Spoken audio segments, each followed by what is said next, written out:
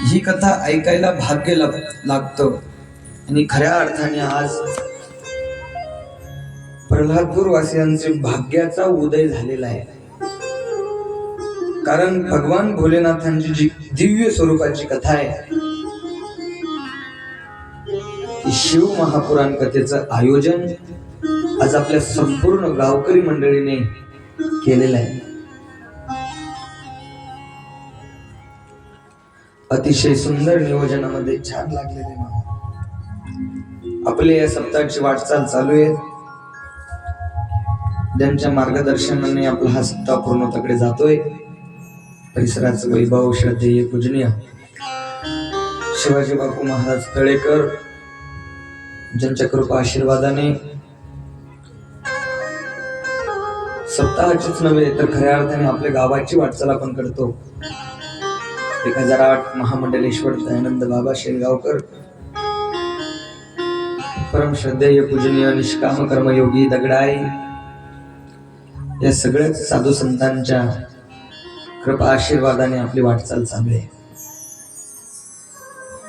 मी बोलून गेलो तुम्हाला अनन्य साधारण असं महत्व या शिव महापुराण कथेला प्राप्त झालेलं आहे। कारण हा ग्रंथ म्हणजे खूप पौराणिक ग्रंथ आहे। काल मी बोलून गेलो तुम्हाला की पहिले कोठेच नव्हते काहीच नव्हतं तेव्हा या ठिकाणी एक होतं फक्त ते म्हणजे ओम होतं, ते म्हणजे शिव होते। आणि अशा सर्व देवादी देव असलेले भगवान भोलेनाथांची कथा आपण श्रवण करतोय। आणि ग्रंथ रूपाने का होत नाही, पुराण रूपाने का होत नाही, भगवान भोलेनाथ बाबा आपल्या आज प्रल्हादपूर नगरीमध्ये आलेले आणि अतिशय आनंदाच्या वातावरणामध्ये या ग्रंथाचं आपण श्रवण करतोय। मी तर म्हणेल हा पुराण नाही, हा ग्रंथ नाही, हा साक्षात भोलेनाथाचा आशीर्वाद आहे। कारण हा ग्रंथ साधना म्हणजे सांगणाऱ्याची साधना लागते आणि ऐकणाऱ्याची सुद्धा आराधना लागते। आपल्या जीवनामध्ये भक्ती लागते तेव्हा हा ग्रंथ ऐकता आपल्याला येतो। कारण आपण बाकीच्या ग्रंथांचा जर विचार करायला गेलो, बाकीचे नारद पुराणे, लक्ष्मी पुराणे, भागवत पुराणे, पण हा एकमेव ग्रंथ असा आहे की याला महापुराण म्हटलंय, शिव महापुराण म्हणून हा ग्रंथ म्हणते। आणि असा अद्भुत असलेला ग्रंथ आपण श्रवण करतोय, आपलं भाग्य। बघा तुम्ही भोलेनाथांची भक्ती करणारे जे काही समाज आपल्याला मिळून येतो किंवा आढळून येतो ते अलौकिक लोक असतात। आमचे गुरु महाराज नेहमी म्हणतात, पहा शिव महापुराणाची कथा म्हटल्यानंतर 2, 4, 5 लोक का होत नाही, शिल्लक असतात कथा ऐकायला। पूर्ण विश्वाचा जरी आपण विचार केला ना तर भोलेनाथांचे भक्त किती विश्वामध्ये, तर टक्केवारीच्या माध्यमातून जरी आपण शोधायला गेलो 75% भक्त हे भगवान भोलेनाथाचे भक्त आपल्याला सापडून येतात। कारण भोलेनाथ अद्भुत आहे। बघा ना तुम्ही भोलेनाथाची फॅमिली बघा, कुटुंब बघा,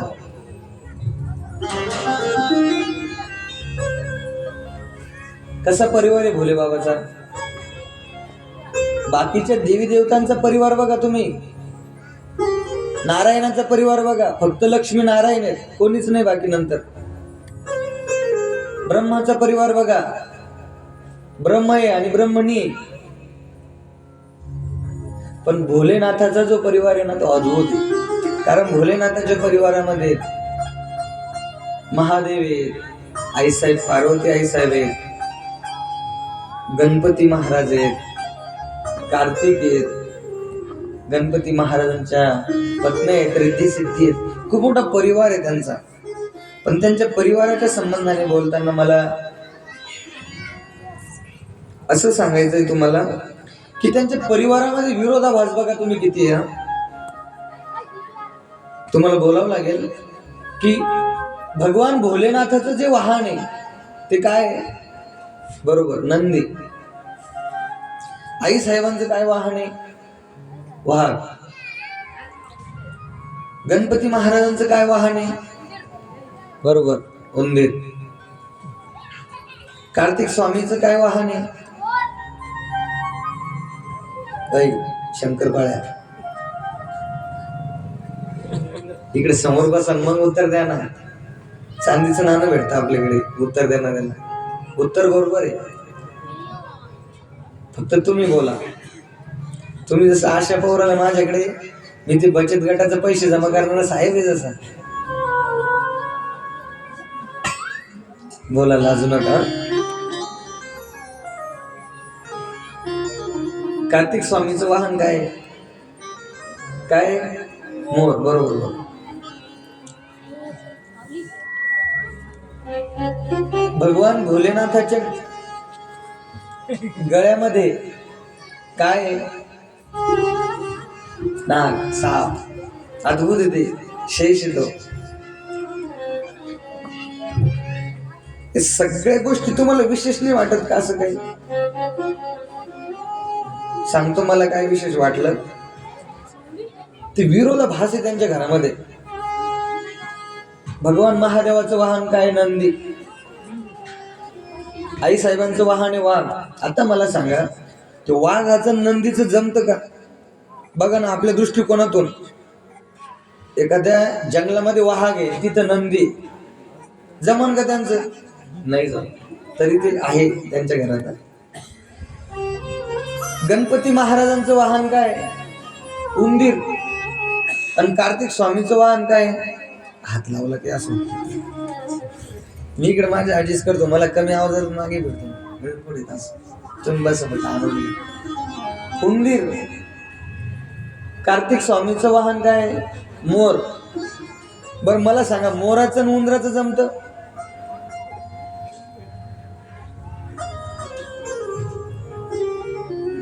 घेतलं जमून आपण मोराचं आणि उंदराचं.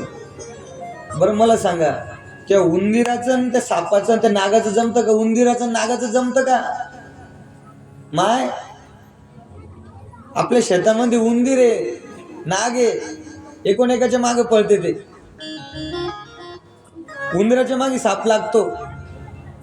पण भोलेनाथाचं घर अद्भुत आहे, परिवार अद्भुत आहे, एकत्र राहत आहेत, सगळे आनंदाने राहत आहेत. परत विशेष बघा, त्या नंदीला खायला टपलेला आहे वाघ, ते उंदराला खायला टपलेला आहे साप, आणि त्या सापाला खायला कोण टपलेलं आहे? कार्तिक स्वामीचं वाहन मोर. कोणाचं कोणाला मेळ नाहीये त्या घरामध्ये, पण राहत आहेत ते आनंदामध्ये. सांगू याला कारण काय? याला कारण आहे काय? ज्यांची चतुर्थी आज, ते गणपती महाराज. कसे येते आरतीमध्ये म्हणतो ना आपण, सुख करता दुख हरता भरता विघ्नाची हो भरता विघ्नाची पूर्वी प्रेम गोपालयाचे. दुख हरता भरता विघ्नाची हो भरता विघ्नाची पूर्वी प्रेम गोपालयाचे. सर्वांचे संस्कार उठशे तुराचे कंठे धरते जय देव जय देव जय मूर्ती हो जय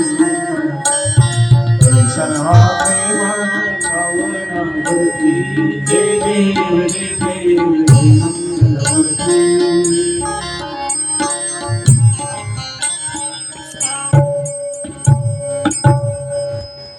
सुख करता दुःख हरता वार्ता विघ्नाची वार्ता आहे. पण तो संपवणारा गणपती त्यांच्या घरामध्ये. नुरवी पूर्वी प्रेम कृपा जयाची, त्या गणपतीची कृपा येते. त्या चतुर्थी म्हणून तो विषय आला. एक दिवस आपला विषय येणार आहे गणपतीचा. गणपती बाप्पा कसे, त्यांचा जन्म कशा झाला, कशापासून ते तयार झाले, पण ती कथा पुढे. अशा दुःखाची जरी वार्ता असली तर ते दुःखाची वार्ता निवारण करण्याचं जे काम करतात ते गणपती लालाच्या चतुर्थी ते अद्भुत का बनले, त्याच्या मागे काय कारण होतं? तर त्याला एकच कारण होतं, कारण तो भोलेनाथाचा पुत्र होता, म्हणून तो अद्भुत होता. भोलेनाथ कुठेही जा तुम्ही, कुठेही फिरा या विश्वामध्ये, शेवटच्या टोकापर्यंत जरी गेले तुम्ही, एकच सापडेल भोलेनाथ. आणि अलीकडच्या टोकापर्यंत जरी आले ना तिथं भोलेनाथ सापडतात. बरेच जण म्हणतात, प्रदीप मिश्रा टोटके सांगतात, महाराज तुम्ही कथेमध्ये टोटके सांगतात, असं केलं ना असं होईल, तसं केलं ना तसं होईल, महादेवाच्या पिंडीला बेल वाहिल्यानंतर मनाची इच्छापूर्ती होईल, एक लोटा जल वाहिल्यानंतर हे होईल. बघा, बोलून जाईल मी, ज्या ठिकाणी आपण विज्ञान युगामध्ये वावरतोय, जगतोय आपण, ज्या ठिकाणी विज्ञान बंद पडतं ना, जिथं विज्ञानाचे बंद पडून जातं मशीन विज्ञानाचं, तिथून पुढे अध्यात्म सुरू होतं. आणि अध्यात्म जर आपण शोधायला गेलो ना तर भगवान भोलेनाथाशिवाय, भगवान महादेवाशिवाय आपल्याला पर्याय नाहीये. काल आपण, आपल्याला वेळ कमी असल्यामुळे लवकर शिव पार्वतीचा विवाह आपण संपन्न केलेला आहे. मला वेळच पुरत नाही. एका गावात माझी कथा होती पहा. मी त्यांना सांगून ठेवलं, तुम्ही शिव पार्वती तयार करून ठेवा, आपल्याला लग्न लावायचे संध्याकाळच्या वेळेमध्ये.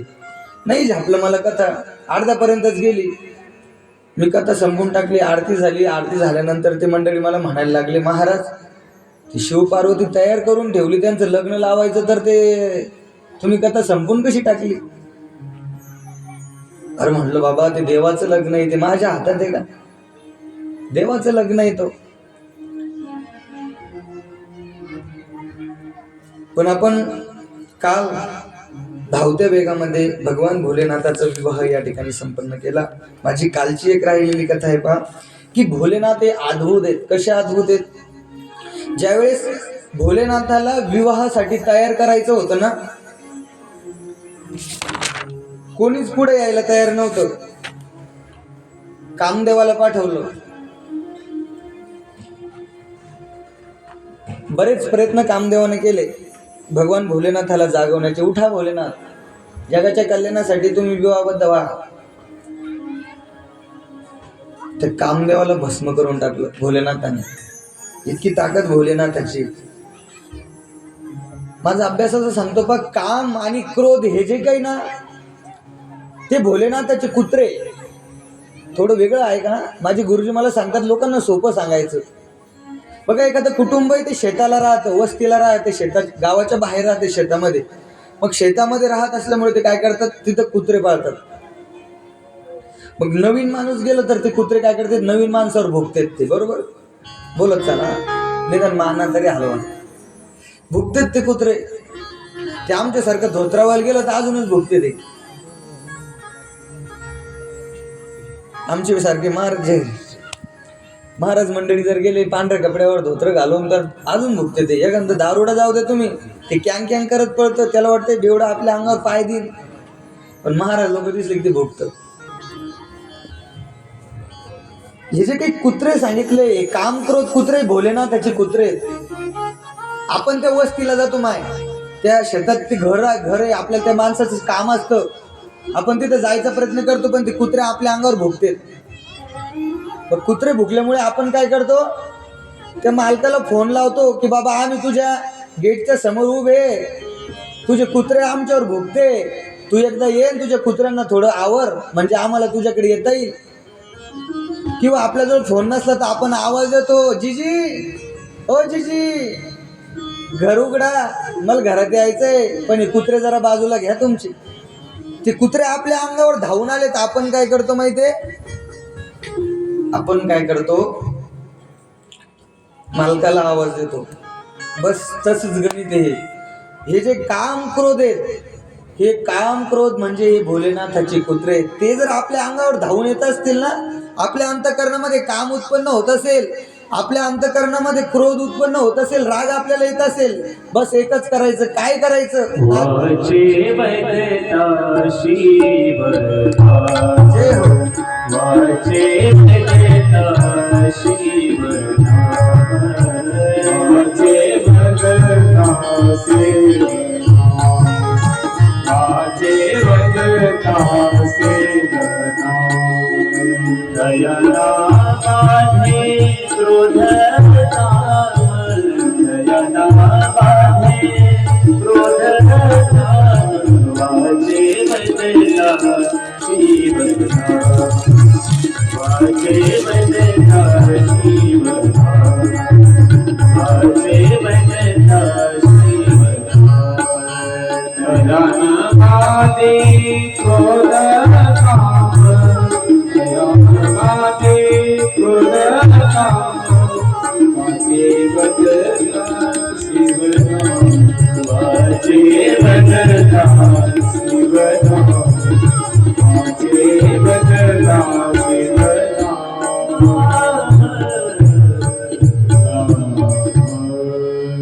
तयान बांधी. माझ्या याला कशाला हात लावला तुम्ही? त्यांना वाढवायचं. सीताराम. वाचे वदता शिव नाम तयान बांधी क्रोध काम. ते काम क्रोध जर आपल्या अंतःकरणामध्ये जर उत्पन्न होत असतील ना, काम आणि क्रोध, लय राग येतो काही काही मंडळीला. जाऊ द्या, वेळ घेत नाही, मला विषयाकडे जायचं. राग आला तर काय करायचं? लयच राग येऊ राहिला, फक्त एक करायचं, भोलेनाथाचं नाव घ्यायचं. वाचे वदता शिवनाम. वाचा म्हणजे आपलं तोंड, वदता म्हणजे म्हणणे, आपल्या तोंडाने भगवान शिवाचं नाव घ्यायचं. भगवान भोलेनाथाचं जर नाव आपल्या मुखामध्ये असेल ना, काहीच करू शकत नाही कोणी. कामन क्रोध हे जाऊ द्या, तो काळ सुद्धा आपल्या जवळ येऊ शकत नाही. दड दड दड दड दुड दुड दुड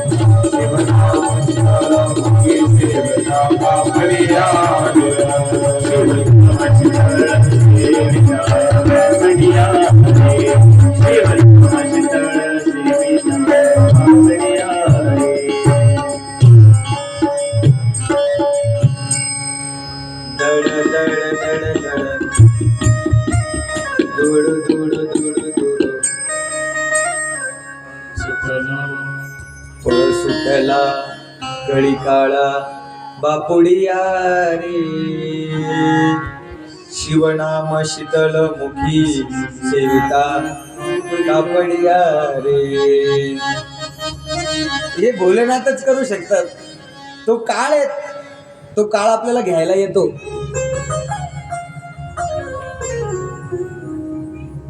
किती काळ आपल्यावरती टपून बसलेला आहे, आपल्याला घ्यायला आलेला आहे तो काळ. घाबरायचं नाही त्या काळाला. मग घाबरायचं नाही, मग काय करायचं महाराज? फक्त एकच करायचं, शिवनाम शीतळ मुखी सेविता कापडिया रे.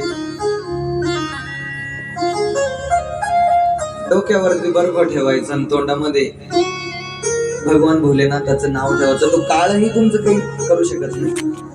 इतकं अद्भुत भोलेनाथाच्या नावाची ताकद आहे. ही नावाची ताकद आहे फक्त भोलेनाथाच्या.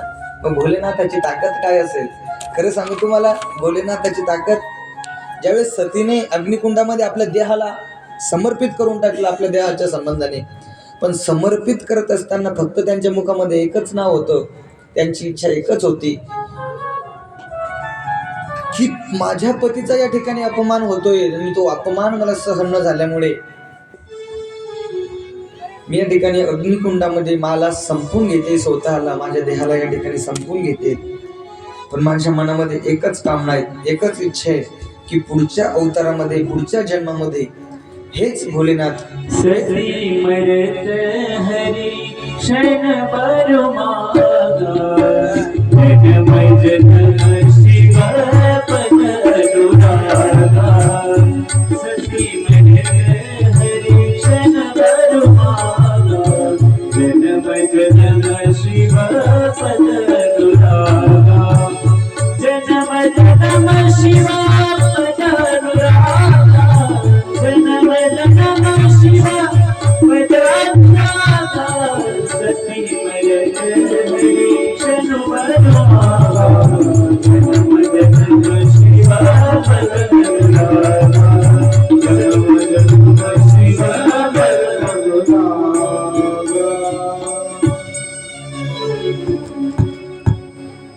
जन्मोजन्मी मला भगवान भोलेनाथच पती म्हणून मिळावे,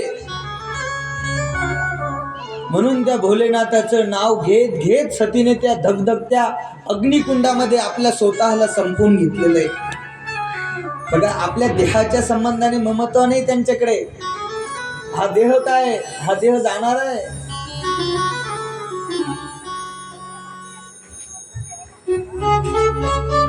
बघा, आपल्या देहाच्या संबंधाने माझ्या माहितीस तो 2 जण जागे असतात, एक संत आणि एक जवान. संतांना सुद्धा आपल्या देहाचं काही वाटत नाही, काही हो, पण मी माझं नाव घेणं सोडणार नाही. कोरोना काळामध्ये तेच झालं बऱ्याच संतांच्या बाबतीत. डॉक्टर ऍडमिट केल्यानंतर डॉक्टर म्हणायला लागले, तुम्ही आता काळजी घ्या जरा, तुम्हाला कोरोनाची लागण झालेली आहे, तुम्ही गळ्यातली माळ काढा आणि दुसरं चालू करा. ते म्हटले नाही, देहाचं काय व्हायचंय ते होईल. जे खरे होते त्यांनी माळी नाही काढल्या, ते टिकून राहिले. काय पडले हो त्याच्यामध्ये, एक कोल हा ऊसामध्ये राहायचा रोज. एक दिवस त्या कोल्याने ना ऊसामध्ये कारलं लटकलेलं पाहिलं. ते कारलं पिकलेलं होतं, सुंदर कलरला राहतो पिकलेल्या कारल्याचा. ते कोल्ह्याने विचार केला, मी रोज ऊस खातो, इतकं गोड आहे, आता लटकेल काहीतरी इट, आणि कलर आहे त्याला चांगला, हे किती गोड असेल. उंच होतं ते, पकडता येत नव्हतं त्याला. पाठीमागे गेलं, उडी हाणली, पकडलं त्याला, खाली घेतलं आणि लगेच तोंडामध्ये घातलं. आता ते कारलं होतं, शेवटी कडू होतं ते, त्याचं पूर्ण तोंड कडू झालं. तोंड पाण्यामध्ये बुडव, मातीमध्ये बुडव, चिखलामध्ये बुडव, काही केल्या त्याच्या तोंडाचा कडूपणा जात नव्हता. अनेक प्रयत्न करून बघितले, कडूपणाच जायचा नाही तोंडाचा. मग त्या दिवसापासून त्या कोल्याने विचार केला की आजपासून सगळं खायचं, पण असं लटकेल खायचं नाही. काय, जीवनामध्ये सगळं खायचं पण काय खायचं नाही, लटकेल. बघा, जीवनामध्ये आल्यानंतर पवित्र अशी तुळशीची माळ धारण करा आणि भगवान भोलेनाथाच्या नावामध्ये जगा. सतीच्या बाबतीत तेच झालं बरं का. देहाला संपून घेतलं, देहाच्या विषयी ममत्व राहत नाही. जवानांचं कार्य तसंच आहे, देहाविषयी त्यांच्याकडे ममता नाही, कुठल्याही क्षणाला काय होईल हे सांगता येत नाही. पण बघा, आज ज्यांचा राज्याभिषेक आहेत ना, छत्रपती संभाजी महाराज. मध्यंतरी पुष्पा 2 नावाचा पिक्चर येऊन गेला,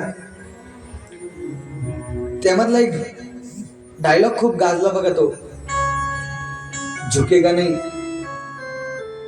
मान्य आहे. आणि तो पुष्पा आमच्या पोरांचा आवडायला लागला. तो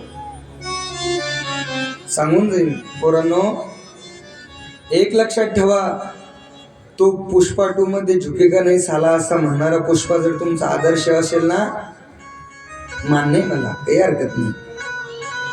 पण लक्षात असू द्या, वयाच्या 32व्या वर्षी डोक्याच्या केसापासून ते पायाच्या नखापर्यंत जो राजा आपल्यासाठी रक्तबंबाळ झाला ना, त्या राजाचे विचार विसरू नका. 45 दिवस आपल्या प्रत्येक रक्ताच्या थेंबाचा अभिषेक त्याने या मातीसाठी बहाल केला आणि त्या औरंगजेबाच्या समोर उभा राहून त्या औरंगजेबाला झुकेगा नाही साला म्हणणारा तो आमचा राजा संभाजी होऊन गेला. देहाच्या संबंधाने नव्हता, फक्त कशासाठी? हे राष्ट्र हिंदवी झालं पाहिजे.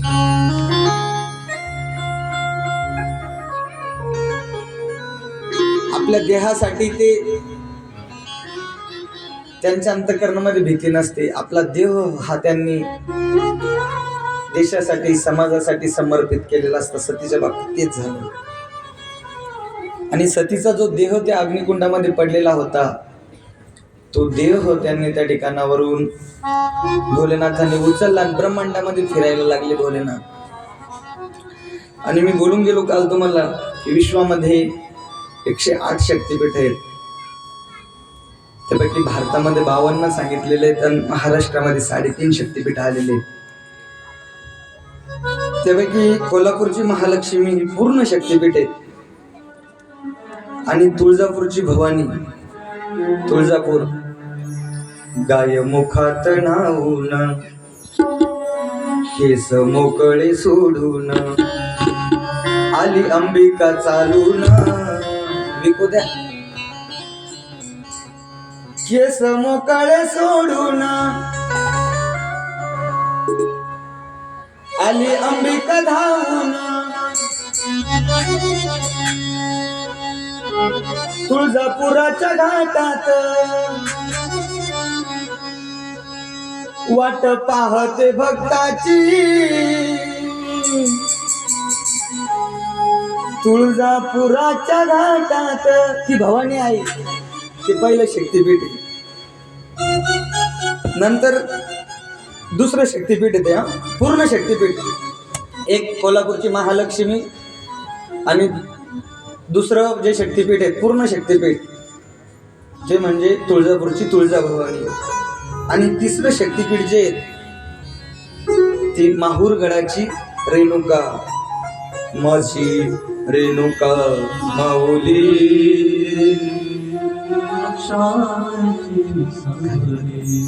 माझी रेणुका माऊली कल्पवृक्षाची सावली. हे एक शक्तिपीठ, पूर्ण शक्तिपीठ. अशी 3 शक्तिपीठ झाले, लक्षात आहे तुमच्या. आणि अर्ध शक्तिपीठ सांगितलं पा नाशिकच्या जवळ. ओ गिरणीवाले दादा काय रे बघतो वळूनी, गिरणीवाले दादा काय रे बघतो वळूनी, वणीगडाला जायचंय मला द्या हो दळूनी. ती वणीगडाची सप्तशृंगी हे म्हणजे अर्ध शक्तिपीठ आहे. अशा पद्धतीचा तो भगवतीचा विस्तार झालेला आहे. म्हणायचं एक गीत तुमच्यासाठी सगळ्यांसाठी आवाज व्यवस्थित करा सांग.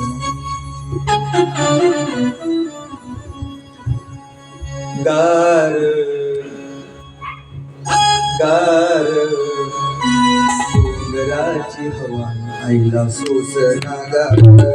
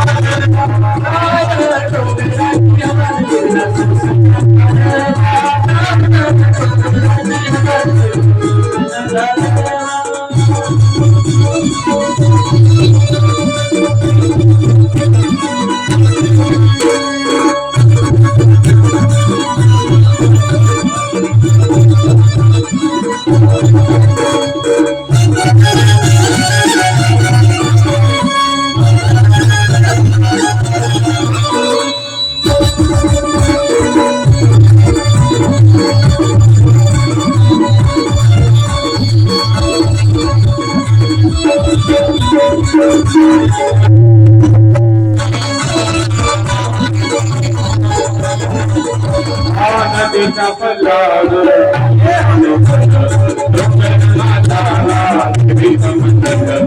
सागर सागर डोंगर माथ्याला सागर लग्नाची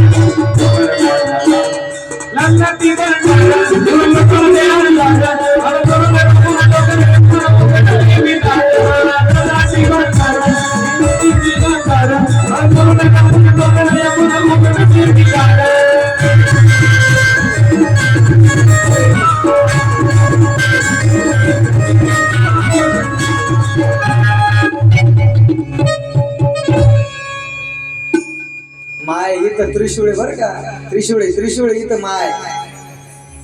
हा त्रिशूळ काही साधा सुद्धा नाही, म्हणून म्हणत नाही आम्ही काही. माय त्रिशूळ इथं, त्रिशूळ भोलेनाथाचा आमच्या गुरुने दिलेलं त्रिशूळ.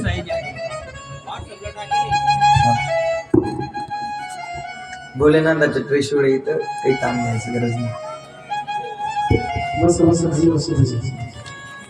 बसा माय तुम्ही बसा, झालं त्रिशूळ पाहिला म्हणजे झालं, ताण नाही घ्यायचं. बघा हे अद्भुत आहे त्रिशूळ, खास फक्त परलतपूर मध्येच आणलेला आहे, तो गुरुचा आहे आमचा. अंबाबाई लाड लाड ये ग, काग धरिलास राग, धरिलास राग, सत्वाची तू ग अंबाबाई, तुझ्यासाठी आलो पायी पायी. तुग पुढं पुढं मी ग तुझ्या माग, धरिलास राग, धरिलास राग.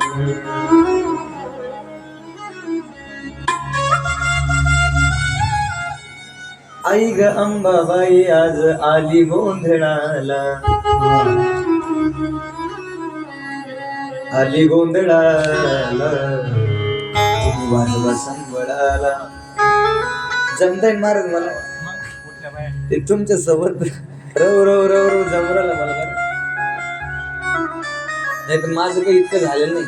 हे अमोल महाराज आम्ही अशी दोघे पा, आम्ही कुठे बाहेर जायला शिकायला, आम्ही इथंच तयार व्हायला. त्याच्यामुळे काय होतं, आमचा स्वर लगेच लागतो. नाही त्यांचे शिकलेलं आहे ना, ते स्वर लावायला, ते डोळे लावायला 2-3 मिनिटं लागते. खट सर्ज तर लोक उठून जाईल ना असं करता करता, तयार झालं पाहिजे. हळू हळू हळू चल ग काळू कुकुनी वनात, अंबाबाईचा झाली नजर, काळूबाई घ्यावं पदर. वा शिकेल कुठं तयार होईल. पण खरं सांगू तुम्हाला, तुमचा विषय म्हणून तुम्हाला बोलतो, महिला मंडळी तुम्हाला आवाज छान दिला, देणगी ईश्वराची. आवाज खूप छान दिलेला आहे तुम्हाला, आवाज दिला पण भजन दिले. कुठून आणतं बिचाऱ्या, त्याच त्यालाच ठाऊके. एक भजन ऐकलं पण आम्ही, तुमच्या गावचं नाही ऐकलं बरं, आमच्या गावचं. अरे अरे विठोबा तुझ्यात माझं मन, पहिल्या मंडळीचं भजन. अरे अरे विठोबा तुझ्यात माझं मन, घेतला मोबाईल लावते तुला फोन. तुझी रे आठवण लय लय येते, म्हणून तुला मी मिस कॉल देते. तुझ्यात माझा लय लय जीव, माझा नंबर कर रे शेव. कुठून आणते विचार त्याच टेलच ठावे. माय तुमच्या माथ्यातलं नका म्हणत जो, जरा गाथ्यातलं म्हणायचा. पण गोड म्हणताय बरं का तुम्ही, गोड म्हणताय. एक ओळी म्हणताय ना मागे, फक्त एकच म्हणा, आपण पुढे चालायचं बरं का. पुढे जायचं मला विषयाकडे. म्हणता का एक? तुम्ही सांगा पटकन का चालायचं विषयाकडे. हा म्हणता मध्ये.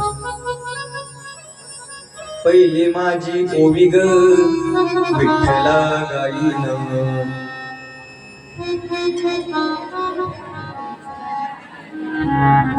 तुम्ही इतकेच हरिपाठाला येतात, इतकेच भजनाला येतात का? मागचं कोपरा नाही म्हणा म्हणा, आवाज चांगला आहे तुमचा. म्हणा पहिली माझी ओवी ग विठ्ठला गाईन, अन पायी पायी मी पंढरीला येईना. दुसरी माझी ओवी ग विठ्ठला गाईन, नवऱ्याच्या डोक्यावर दळण मी देईना. अरे बाप, आप्पा दादा लय हुशार तुमच्या गावच्या महिला मंडळ. मला वाटतं जमता येईल. अरे वा वा वा, तुमच्यासाठी एकदा तुम्हीच टाळ्या वाजवा.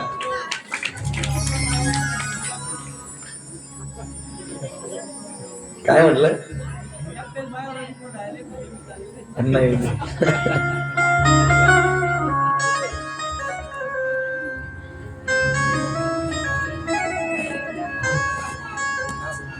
कालपासून तालुक्यात एकच चर्चा चालू आहे पहा.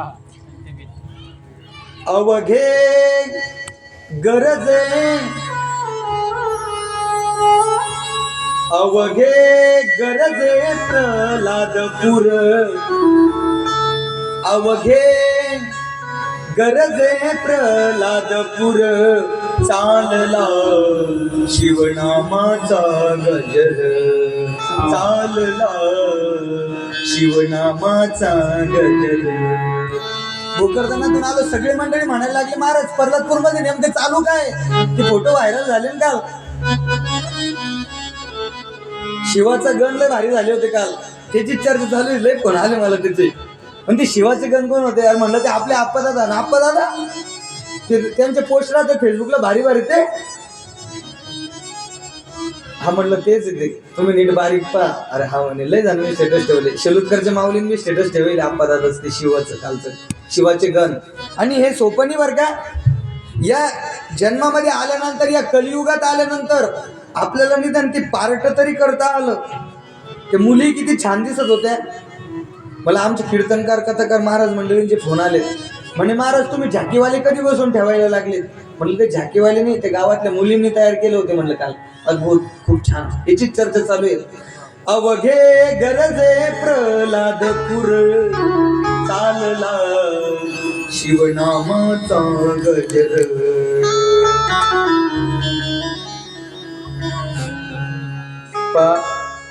कथा इथपर्यंत होती माझी की ते भगवती पासून जे शक्तिपीठ तयार झालेले आहेत त्यातले 3.5 शक्तिपीठ आपल्या महाराष्ट्रामध्ये. आणि ते आपलं आराध्य महिला मंडळींच्या जवळचं जर काही वाटतं त्यांना, आपल्या मनाची खदखद जर कुठे सांगायची असली ना, ती आई साहेबाजवळ सांगतात. आणि विशेष नवरात्रीमध्ये चांगला उत्सव करतात तुम्ही त्या भगवतीचा. आपलं जे काही दुर्गा माताचं जे मित्रमंडळ आहे, नवरात्र मित्रमंडळ, ते चांगल्या पद्धतीने नवरात्रामध्ये करतात. आणि तुम्ही सगळे सहभाग घेतात, त्यांना मदत करतात त्या पोरांना. आणि हा उत्सव म्हणजे तुमचा उत्सव आहे माता मावलं. म्हणून ही कालची राहिलेली कथा इथपर्यंत. नंतर आपल्या पतीचा म्हणजे आपल्या नवऱ्याचा अपमान सहन न झाल्यामुळे सती मातेने त्या यज्ञकुंडामध्ये आपल्या देहाची आहुती दिलेली आहे. मग पुढच्या जन्मामध्ये हिमालयाच्या उदरातून जन्म झाला असल्यामुळे पर्वतकन्या पार्वती हे नाव पडलं. आणि पर्वताच्या कन्या झाली, हिमालयाच्या घरी कन्या जन्माला आली. म्हणून हिमालयामध्ये जिकडे तिकडे आनंद उत्सव साजरा करायला लागले. हिमालयामध्ये लेकीच्या जन्माचं स्वागत केलं. हिमालयामध्ये सगळ्यांना आमंत्रण दिलं आणि लेकीच्या जन्माचं स्वागत केलं पाहिजे. गर्भात लेकी मारले नाही पाहिजे. स्त्रीभ्रूण हत्या ही कुठेतरी थांबवली पाहिजे. गर्भात ज्या वेळेस ते बाळ मारलं जातं ना, ते बाळ त्या आईला म्हणत असतं, आई नको ना मारू ग, मला वाचव.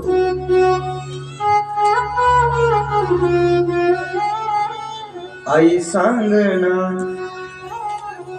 मला कोण वाचवणार तुझ्या विना जन्मासी मला कोण घालणार आई सांगणार मला कोण वाचवणार तुझ्या विना जन्मासी मला कोण घालणार होईन मी जेव्हा राजाची घराणी मारीन भरारी पाखरू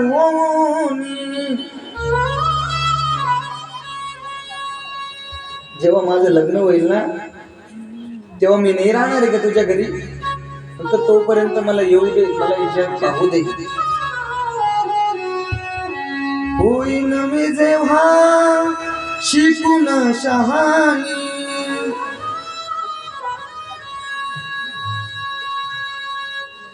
शाळेतून घरी आल्यावर काम करणार तुझ्या बिना जन्मासी मला कोण घालणार आई मला येऊ दे जन्माला बघा आज प्रत्येक गावात तर जाऊ द्या प्रत्येक घरामध्ये ती समस्या उद्भवलेली आहे काय चांगला मुलगा आहे संस्कारी आहे कशाचं व्यसन नाही पण मुलगी मिळत नाही याला कारण काय असेल सांगू याला कारण आपणच जबाबदार आहे या गोष्टीला वंशाच्या दिव्यापायी म्हणा ना आपणच जबाबदार आहेत आपण त्या वंशाच्या दिव्यापायी ना आपल्याला दिवा पाहिजे होता वंशाला आपल्याला वारसदार पाहिजे होता म्हणून त्या वारसदारासाठी ना आपण ज्या पंत्या होत्या ओलमणाऱ्या पंत्या त्या गर्भात मारल्या आणि त्याचे परिणाम आज आपल्याला भोगावे लागू राहिले 9 महिने 9 दिवसांनी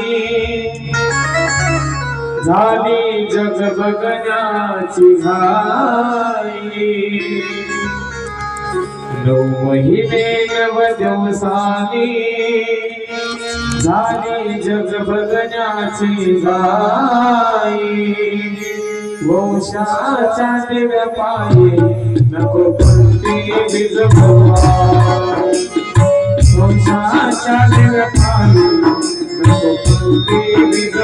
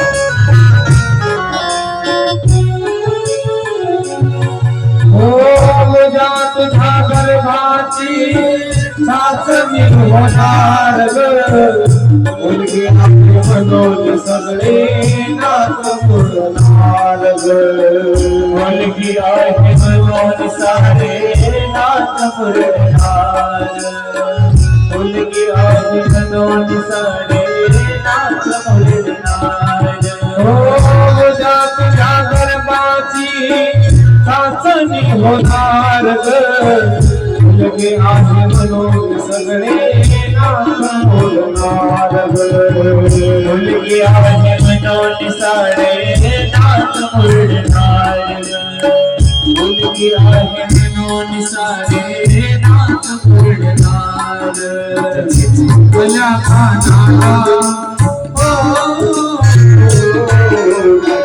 तुझ्या कानाला कुछ बोलाय बोले वंशाच्या दिव्यापायी वंशाच्या दिव्यापायी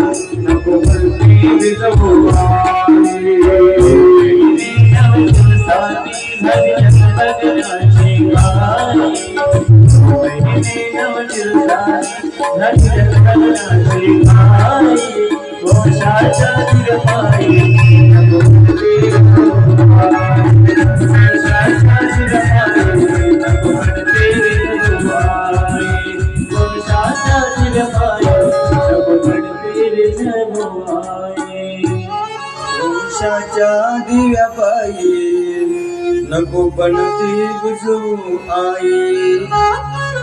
ती उमळणारी कली आहे, ती पणतीये, ती म्हणते मला उमलू दे ग, मला फुलू दे ग, मला पाहू दे ना हे जग कसं आहे. तर पण आपणच त्याला कारणीभूत. तुम्हाला सांगू, गर्भामध्ये कन्या मारणं म्हणजे पाप सांगितलं. बरं तुम्ही भागवत ऐकलं, भागवत वाचलं? जो कंस होता खूप पुण्यवान होता तो कंस. आकाशवाणी झाली होती, त्या कंसाला सांगितलं होतं की देवकीचा 8वा येणार आहे तर तो तुला मारणार आहे. पहिलं बाळ त्या ठिकाणी कारागृहामध्ये जन्माला आलं. कंसाला आणून दिलं पहिलं बाळ, 8वा मारणार आहे. पहिलं बाळ आणलं, तोंडाकडे बघितलं कंसाने, त्या बाळाच्या तोंडाकडे. अंतकरणामध्ये दया आली. किती गोंडस आहे, किती सुंदर आहे दिसायला.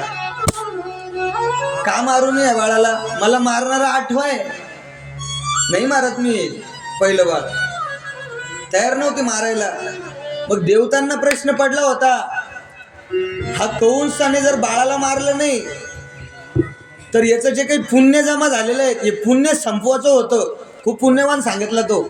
याने जर ते बाळच मारले नसते, 7 बाळ अगोदर, तर त्याचं पुण्य संपलं नसतं आणि 8व्यानं त्याला मारलं नसतं. मग असा पुण्यवान असलेला कंस मरेल कसा? म्हणून देवतांनी त्या ठिकाणी शक्कल लढवली आणि तिथं देव ऋषीला धाडलं. पुण्य सारावया भेटे देव ऋषी, पुण्य सारावया भेटे देव ऋषी. वादी बाळकाशी ठेवू नको. काय सांगितलं तिथं? देव ऋषी आले, नारद आले. नारदाने सांगितलं, अरे हप्पायला आहे का 8वा आहे? तुला काही माहिती नाही, 8वा असू शकतो, याला मार तू. त्याला मारायला लावलं. असे एक नाही 6 बाळ मारायला लावले. मग 6 बाळ गर्भात, ते बाळ मारल्यामुळे त्या कंसाचं पुण्य संपलं. मग ज्यावेळेस माणसाचं पुण्य संपतं, जव पुण्याची पावटी सरे, सवेची इंद्रपणाची उटी उतरे, सवे येऊ लागती माझा रे मृत्यू लोका. ज्यावेळेस पुण्य त्याचं संपलं, मग त्या कंसाला मारलं गेलं. मग आपण किती बाळ आपल्या गर्भामध्ये मारतोय आणि आपल्याकडून किती हत्या होते, किती पाप होते, याचा विचार आपणच करा.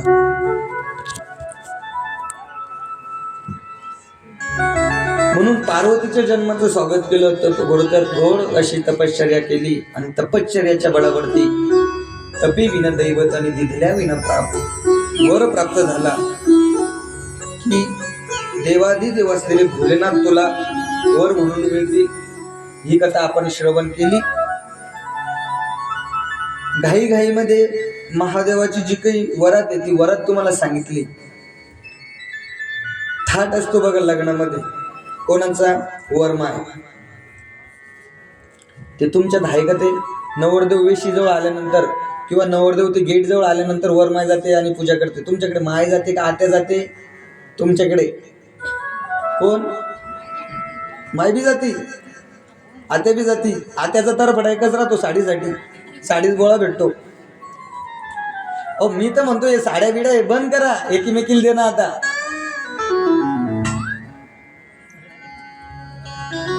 आमच्या सालीला मुलगा झाला. सालीला मुलगा झाला. आम्ही मोठेपणा केला दोघांनी की आईला जाऊ द्या. आई गेली आमची.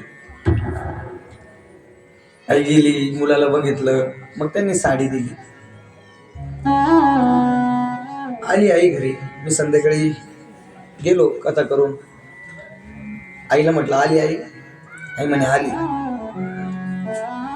म्हणलं काय झालं? कपाळावर हाड आहे कोण आहे? म्हणलं साडीने दिली ते ना. म्हणे दिली ना. दिला म्हणे पोतारा. बापू म्हटलं जाऊ दे आपण करून घेऊ. म्हणजे तुला काही कळत नाही म्हणे. आईनं तीच साडी कपाटामध्ये घडी मारून ठेवली. मग मला मुलगा झाला. मग आमच्या सालीची सासू आली. मग बारशाच्या दिवशी मी भोकरदनला निघालो. म्हटलं चला मी साड्या घेऊन येतो मस्त. आता पाहुणे आले कधी मधी घरी, भोकरदनला जाऊ, आपले ओळखीचे साड्या घेऊन येऊ म्हटलं. मग आई म्हणे महाराज झाला तर लय शाना झाला का तू? म्हणे घरात वय साड्या आहे घरात. आमच्या आईनं तीच साडी आमच्या सालीच्या सासूला दिली. तीच साडी फिरवली. अजून बी फिरवली ती. सालीला दुसरी पोरग झालं. आमच्या बहिणीने मोठेपणा केला. आमची बहीण आमच्या सालीच पोरग पाहायला गेली. तीच साडी घेऊन घरी आली. आईनं अजून कपड्यात तीच साडी ठेवली. पहा विनोदाचा भागवाचा करा. घरी पाठवलं काय? साडू सगळे ओळखीचे घरचे संबंध. काय सागर दादा झालं काम? ते साहित्य आणलेले. काय तो मला सांगत. चिठ्ठी आलेली. काल एक जोडवं सापडला आम्हाला इथं नाचता नाचता. कोणाचं आहे जोडवं? सगळे पायपावर आल्या. काही नाही आमच्या दोघांच्या विषयी जोडवं बिडव काही सापडलं नाही. माय आणताना घरावर गोटे.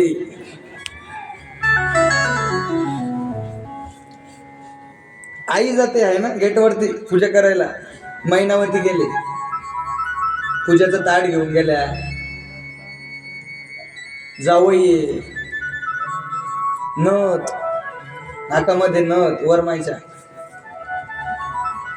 ताट घेतलं. पदर असा पुढे राहायचा.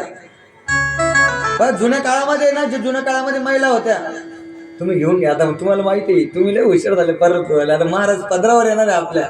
यांना आधीच घेऊन घेतला. जुन्या काळातल्या महिला डोक्यावर पदर घ्यायच्या. हा बस झालं घेतला सगळ्यांनी. डोक्यावरती पदर राहायचं तो घुंगट. मग नवरदेवाचं ताट ते घेतलं. ते ओवाळायला लागले. नवरदेवाला खाली पाहून. पण कुठल्याही सासूबाईला वाटतं की जवळचं तोंड बघावं. वाटतं प्रत्येकाला. सगळे आमच्याकडे नका बघू, आमच्या स्टेजकडे. ते ताट घेऊन असं बघितलं जवायचं तोंड. जवायचं तोंड तर काही दिसलं नाही महादेवाचं, पण ते नाक दिसला. नागानं फुसकारी मारली आणि ते हातातलं ताट गळून पडलं खाली. कोण फसवलं मला? कोण केली होती सोयरी? आणि पार्वतीची महादेवाची सोयरी केली होती नारदानं. म्हणे बोलवा त्या नारदाला. त्याने सोयरी केली माझ्या पोरीची. असं कसं नवरदेव पाहिला, अंगाला राख रावेले, गळ्यात नागाव घेऊन फिरतो. मरेल माणसाच्या आस्त्या गळ्यामध्ये. हा नवरदेव मला पसंत नाही. बघा ज्यावेळेस नवरदेव पसंत नसतो ना, त्यावेळेस कोणालाच बोललं जात नाही. ज्यानं लगन जमवलं राहतं त्याला बोलते पहिले. आता ते लगन जमवणाऱ्या लोकांनी लग्नच जमवणं सोडले. कारण जुन्या काळामध्ये बाबा, तुमच्या काळामध्ये चहा हॉटेलवर चहा पेता पेता सोयरिकी किती करेल असेल तुम्ही? नाही करेल? चहा पेता पेता सोयरिकी व्हायच्या. आता तसं राहिलं नाही. किती पाहुणा पटवायचं विचार जरी केला ना आपण, ते म्हणतात नाही एकदा घरच्या विचारणंच पडत. म्हणजे माणसाच्या हातातला कारभार गेला काय? ते नाही घरी बाहेर विचार म्हणत. सत्य गोष्ट आहे. खोटी बी असू शकते.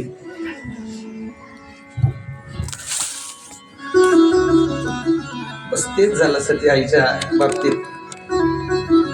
बघा एखादी सोयरी जमवल्यानंतर, एखाद्याचं लग्न झाल्याच्या नंतर तिच्या मुलीला चांगलं स्थळ मिळालं, बंगला मिळाला, मुलगा निर्व्यसनी मिळाला, घरदार चांगलं मिळालं, घरातले सगळे मंडळी चांगले, सासू सासरे चांगले, तर ती आई असं बी म्हणत की ते जमवणाऱ्याने केलं, त्यानं आम्हाला चांगलं पाहिलं, ती म्हणती माझ्या पोरीचं नशीब लय उच्च आहे म्हणती. आणि तिथंच एखादा मुलगा पुढे चालून त्या मुलीचा नवरा दारू प्यायला लागला, मारझोड करायला लागला, तर म्हणते त्या मेल्यान फसवला आम्हाला त्यानं जमवलं नाही. असं गणित आहे. चला, नारद मैनावतीचा संवाद होतो. नारदजी समजून सांगतात की जे साक्षात या विश्वावरती ज्याची सत्ता आहे त्या भोलेनाथासोबत तुझ्या मुलीचा विवाह होतोय. मग नंतर धूम धडाक्यात पार्वतीचा विवाह सोहळा आपण काल प्रल्हादपूरमध्ये संपन्न केला. विवाह संपन्न झाल्याच्या नंतर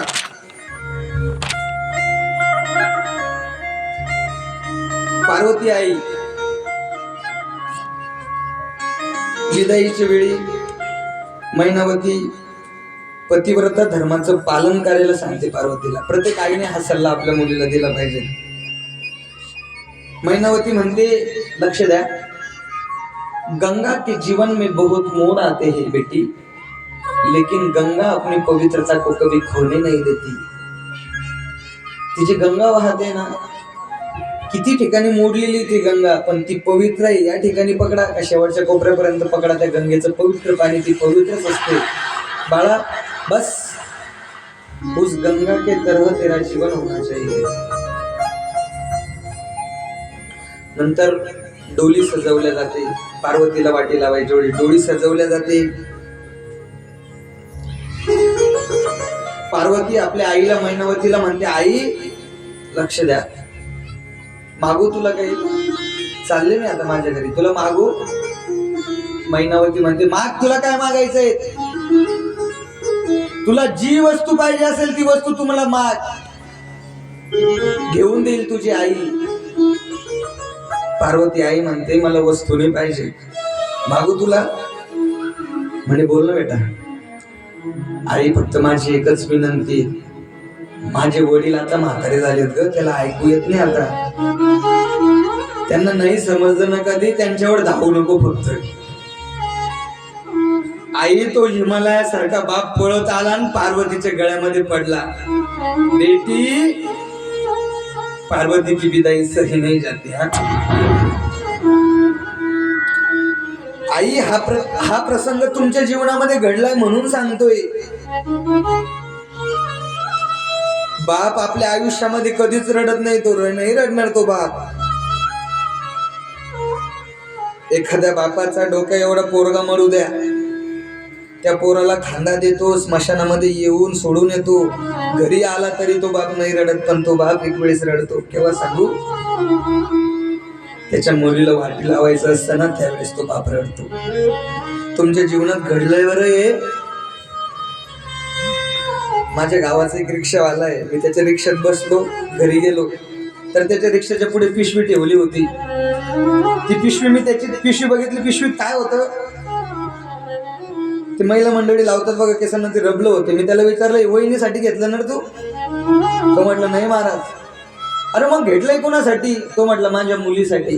मी त्याला म्हटलं त्या रिक्षावाल्याला, काय रे दादा, मुलगी ही परक्याचं धन आहे, काय तिचा एवढा थाट करायचा, बाट करायचा तिचा एवढा? तो म्हटलं, महाराज, मुलगी जोपर्यंत आपल्या घरी आहे ना, तिला हवी ती वस्तू आपण दिली पाहिजे. एकदा का तिचं लग्न झालं, ती काहीच नाही म्हणते, आपल्याला काहीच मागत नाही, ती सगळं आहे म्हणते माझ्याकडे.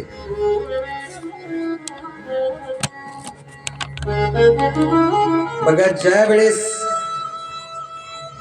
मुलीचं लग्न होतं, सासरी जाते, सासरी होऊन ती माहेरी येते ना, बापाच्या घरी घर किती मोठं असू द्या, त्या बापाच्या घरी ते कपाट किती मोठे असू द्या, पण ती लेक माहेरी आली ना, त्या लेकीचे कपडे कपाटात नाही राहत बापाच्या, कायम पिशवीत राहतात. कारण एक दिवस जायचंय. बाप बिलकुल रडू लागला पार्वतीला. भाऊ, इथं हिमालयासारखा बाप रडायला लागला. सगळे देव खाली आले आणि सगळ्या देवांनी म्हटलं हिमालयाला, हिमालय, अहो तुम्ही विदेयी आहे ना, तुम्ही रडू नका, का रडता तुम्ही? तो हिमालय बोलायला लागला, तुम्ही स्वर्गात राहून गोष्ट नका सांगू, तुम्ही खाली या. एखादी मुलगी जन्माला घाला आणि तिचं कन्यादान करा आणि तिचं कन्यादान करल्यानंतर तिला वाटी लावत असताना जर तुम्ही रडली नाही ना, तेव्हा मी तुम्हाला खरं म्हणेल. असा विश्वामध्ये एक बी बाप नाही की मुलीला वाटी लावताना रडत नसेल म्हणून. बघा, घडलेली कथा तुम्हाला सांगून जातो. एका बापानं आपल्या स्वतःच्या जमिनीचं मॉर्गेज केलं, सावकाराकडून कर्ज काढलं, बँकेचं लोन काढलं आणि आपल्या लेकीचं लग्न धूमधडाक्यात लावून दिलं. पाहता पाहता 1 वर्ष निघून गेला. बाप हॉटेलामध्ये बसलेला आहे, चहाचा कप हातामध्ये, बाप पेपर वाचतोय आणि बापाच्या खिशातला मोबाईल वाजला. बापानं मोबाईल घेतला, कानाला लावला, तिकडून फोन आला, अभिनंदन मामा, तुम्ही आजोबा होणार आहेत. इतका आनंद त्या बापाला झाला, इतका आनंद झाला. बापाला वाटलं ही आनंदाची बातमी घरी जाऊन सांगितली पाहिजे, म्हणून बापानं हातातला मोबाईल खिशामध्ये ठेवला आणि खिशामधून चाबी काढली, गाडीला लावली. गाडीला किक मारणार तेवढ्यात बँकेतला साहेब आला आणि साहेबाने हातामध्ये पत्र दिलं. बापानं ते पत्र वाचलं. पत्रामध्ये लिहिलं होतं की सोसायटीचा हप्ता भरायचा येत्या 3 दिवसामध्ये. बापाचा हात न कळत खिशाकडे गेला. खिशामध्ये फक्त 2,000 रुपये होते. कसे तरी इकडून तिकडून पाहुण्या रावळ्यांचे उमरे झिजले आणि बापानं सोसायटीचा हप्ता भरला आणि घराकडे आला. घराकडे आल्यानंतर गल्लीमध्ये वळल्याच्या नंतर बापाचा हात न कळत खिशावरती गेला. खिशात फक्त 1,000 रुपये होते. बापाने विचार केला, लेक बाळंतपणासाठी येणार आहेत. नाही म्हटलं, सरकारी दवाखान्यात जरी आपण ऍडमिट केलं तर 10,000 रुपये लागतील. खिशात 1,000 रुपये, 9,000 मिळवायचे कुठून? बापानं घराकडे जाणारा तो बाप घराकडे नाही गेला. त्या बापानं गाडी वळवली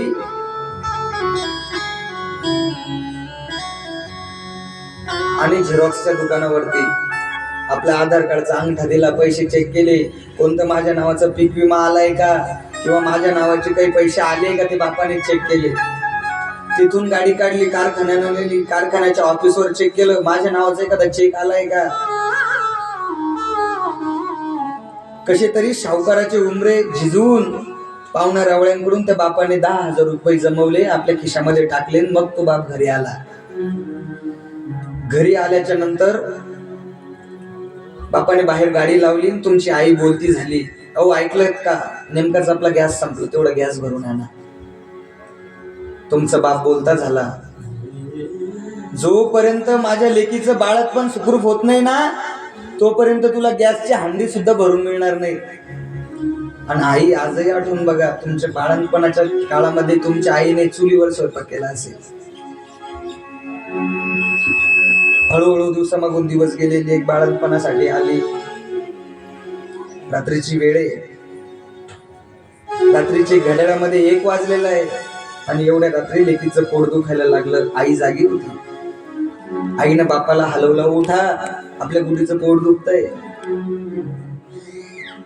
एवढ्या रात्री बाप उठला, धावत पडत तुमच्या गावाच्या दवाखान्यात गेला. डॉक्टर साहेबांना विनंती केली, थाप मारली. 10 मिनिटाचा वेळ निघून गेला. 10 मिनिटं डॉक्टर साहेबांनी दरवाजा उघडला. बापाने विनंती केली, माझ्या घरापर्यंत चला, माझ्या लेकीचं पोट दुखतंय. डॉक्टर बोलता झाला, मी घरी येणार नाही, लेकीला इथं आणावं लागेल. आणि तुमच्या माझ्या गावाचा दवाखाना म्हणजे कुठली सुविधा नाही. बाप धावत एवढ्या रात्री गावात आला, घरी गेला. तुमच्या आईला सोबत घेतलं, तुम्हाला सोबत घेतलं, दवाखान्यामध्ये गेला गावाच्या. तिथे गेल्यानंतर ऍडमिट केल्यानंतर 10 मिनिटं झाल्यानंतर डॉक्टरांनी बाहेर येऊन सांगितलं, येथे होणार नाहीत, बाळाचे पाय फिरलेत, गर्भामध्ये पाणी कमी आहे, तालुक्याच्या ठिकाणी न्यावे लागेल. एवढ्या रात्री बाप त्या दवाखान्याच्या बाहेर पडला. बाहेर रिक्षा उभी होती, त्या रिक्षावाल्याला उठवलं. डोळे चोळत तो रिक्षावाला उठला. रिक्षावाला म्हटला, एवढ्या रात्री मला यायला जमणार नाही, 1,000 रुपये घेईल. बाप म्हटला, 1,000 घे, पण लवकर चाल, माझ्या मुलीचं पोट दुखतंय. आणि एवढ्या स्मशान रात्री तुमचा बाप तुम्हाला घेऊन दवाखान्यामध्ये गेला. तालुक्याच्या ठिकाणी गेल्यानंतर लेकीला ऍडमिट केलं. 10 मिनिटं झाले, डॉक्टर बाहेर आले. तेच बोललेत, गर्भात पाणी कमी आहेत, बाळाचे पाय फिरलेत, आपल्याला सीझर करावे लागेल. नकळत बापाचा हात खिशावरती गेला. खिशात फक्त 10,000 रुपये होते. सिझरिंग करायचं म्हटलं 30,000 रुपये लागणार आहेत. डॉक्टरांनी सांगितलं की 25,000 जमा करा अगोदर, राहिलेले 5 नंतर द्या. पण एवढ्या परिस्थितीमध्ये तुमच्या बापाला जर कोणी ओळखलं असेल ना तर ते तुमच्या आईने ओळखले. आईने रोजाने जाऊन तांदूळाच्या डब्यामध्ये जे घड्या मारून पैसे ठेवले होते ना ते बापाच्या हातामध्ये दिले. ते 1200 रुपये भरले, त्यातले 1000 रुपये रिक्षावाल्याला दिले.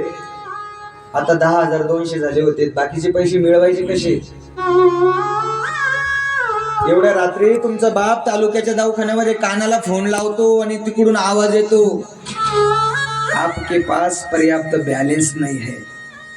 आठवून बघा, त्यावेळेस तुमच्या बाळणपणाच्या काळामध्ये तुमच्या बापाला मोबाईलला रिचार्ज मारायला सुद्धा पैसे नव्हते. तुमच्या आईच्या फोनवरून बापाने मित्राला फोन लावला, लेकीच्या बाळणपणासाठी पैसे पाहिजेत. बापाचा मित्र बोलता झाला, अरे आताच महिना झाला, तू तुझ्या मुलाच्या शिक्षणासाठी 25,000 घेतले, तेच दिले नाहीत, आता माझ्याकडे पैसे नाहीत. एवढ्या रात्री तुमचा बाप दवाखान्याच्या बाहेर पडला, सावकारांचे उमरे झिजले. तुमच्याकडे वाकडी नजर करून पाहणाऱ्याला चौकामध्ये उभा चिरणारा तुमचा बाप लोकांच्या उमऱ्यावरती गेला. इकडून पैसे मागले, तिकडून पैसे मागले आणि पैसे जमा करून तो बाप दवाखान्यामध्ये आला. आणि तुमची आई तुमच्या बापाला बोलती झाली, हो ऐकलत का, तुम्ही आजोबा झालेत का? गळा गळा गळा तो बाप रडायला लागला. पण त्या डोळ्यातला एकही अश्रू असा नव्हता की मी सावकाराकडून पैसे आणलेले, 10 रुपये टक्क्याने पैसे आणलेले, मला एका महिन्यामध्ये वापस करायचे, याच्यासाठी एकही अश्रू नव्हता. तो अश्रू होते माझ्या लेकीचं बाळात सुखरूप झालेले तो बाप असतो. म्हणून बाप काय सांगितलंय पाहिजे कवीने, बाप स्वाभिमानी बाणा त्याचा कणखर कणा, त्याच्या काळजात तुका लाजाळूची संवेदना. ज्या दिवशी माणसाच्या आयुष्यातला बाप नावाचा सूर्य निघून जातो ना, त्या दिवसापासून उगवणारी प्रत्येक सकाळ माणसाला जबाबदारीची जाणीव करून देत असते. ऐसी कौन सी चीज है जो यहाँ नहीं मिलती, सब कुछ मिलता है यहाँ, लेकिन माँ बाप की दुआ नहीं मिलती. ज्याला बाप नाही ना त्याला विचारा बापाचं दुःख काय. त्याची पाडाची जाती, त्याचे हृदय गुलाब, त्याच्या गाभाच्या थेंबांना हिऱ्या मोत्याचा रुबाब. सगळ्या कवींनी बाप रंगवला, मारणारा झोडणारा बाप. पण तो बाप मारणारा झोडणारा किती संकट येऊ द्या आपल्यावरती, तो बाप तलवारी सारखा उभा असतो संकटांना सामना द्यायला. तुम्हाला जर खरंच तुमचा बाप पाहायचा असेल ना दीदी, ऐका ताई, ऐका माय, तुमचा बाप तुम्हाला बघायचा असेल ना, ज्या दिवशी तुमचं लग्न जमलं, साखरपुडा झाला ना, त्या रात्री तुमच्या बापाची उशी शोधा तुम्ही. तुमच्या बापाची उशीमध्ये तोंड घालून तो बाप ढसा ढसा रडत असतो.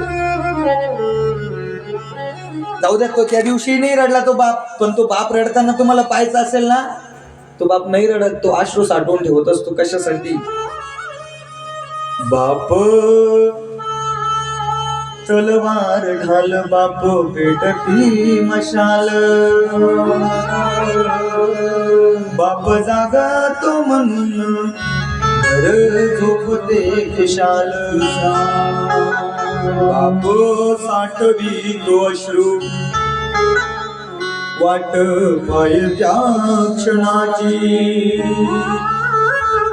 जन्मभरात रडतो लेक जाताना सासरी. ज्यावेळेस सासरी जाते ना त्यावेळेस तो बाप रडतो. म्हणून या ठिकाणी हिमालयासारखा बाप रडला. हिमालय एवढा बाप आहे पार्वतीचा, पण तोही लढला लेकीला वाटेला उतरला. बघा, मग हिमालयामध्ये दुःख आहे, पण कैलासात काय? कैलासामध्ये आनंद. कशाचा आनंद?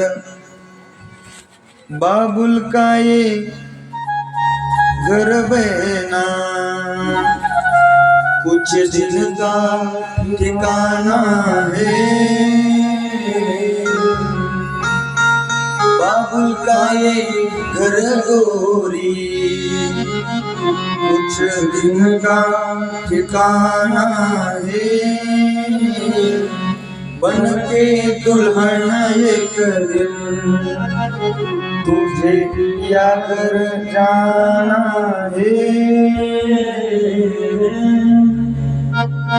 बाबुल तेरी बगिया की मैं तो कलिया हूँ, छोड़ तेरी बगिया को मुझे पिया घर जाना है। भैया तेरे अंगनों की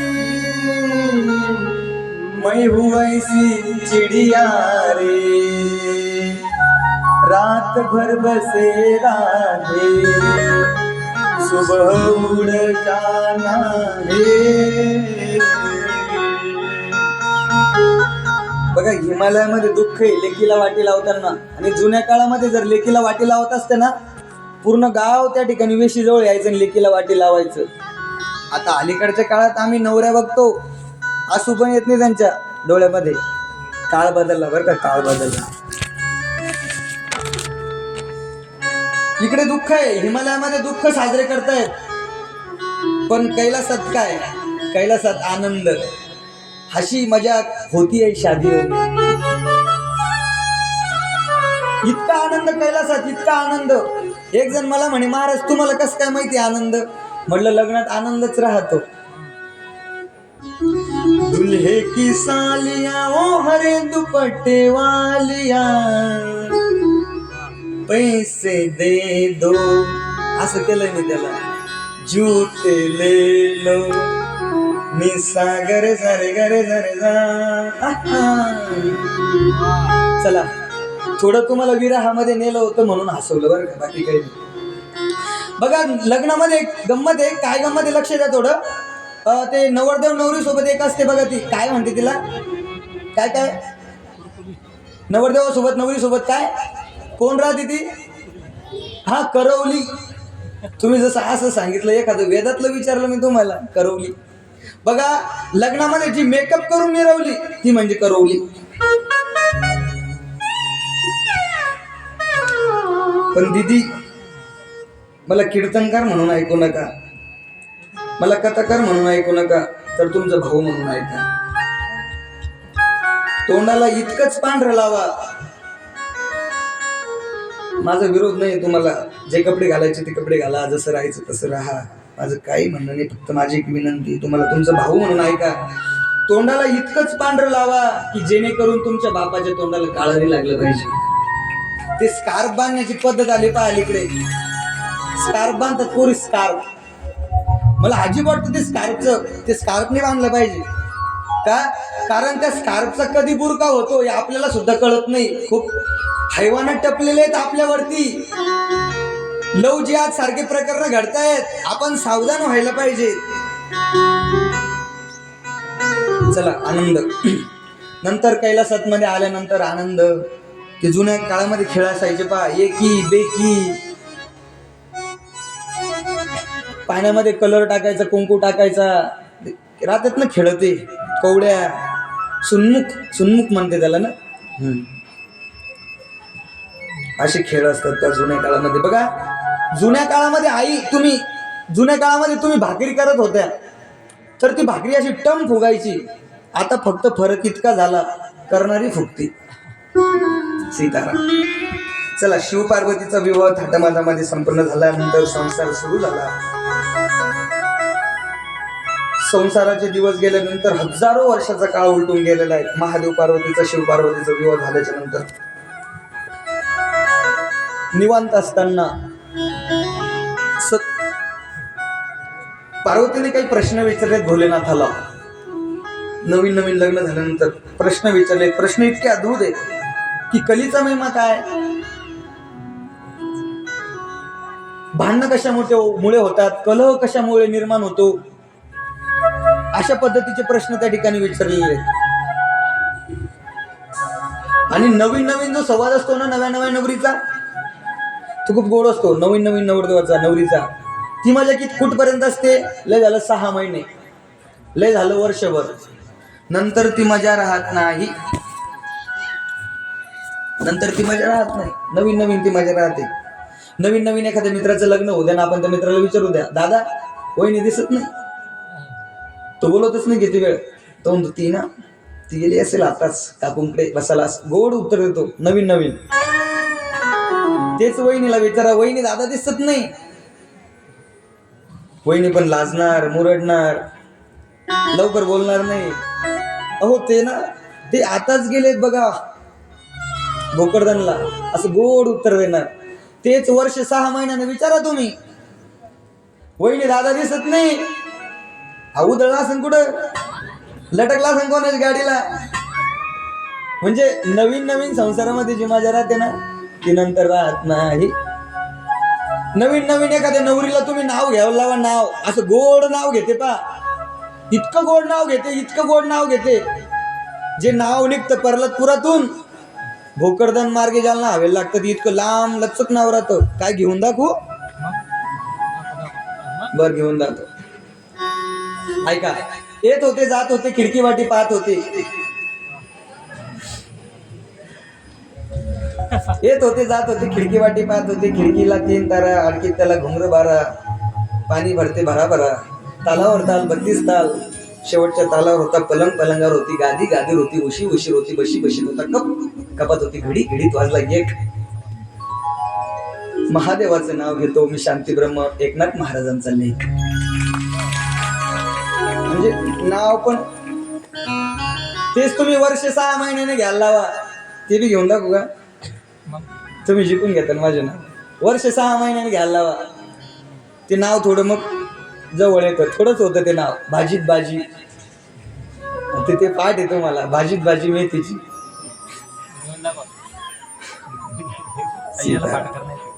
तेच एखाद्या तुम्हाला पाठ करायचं का? सोमनाथ महाराज आता झालं काळ झाला.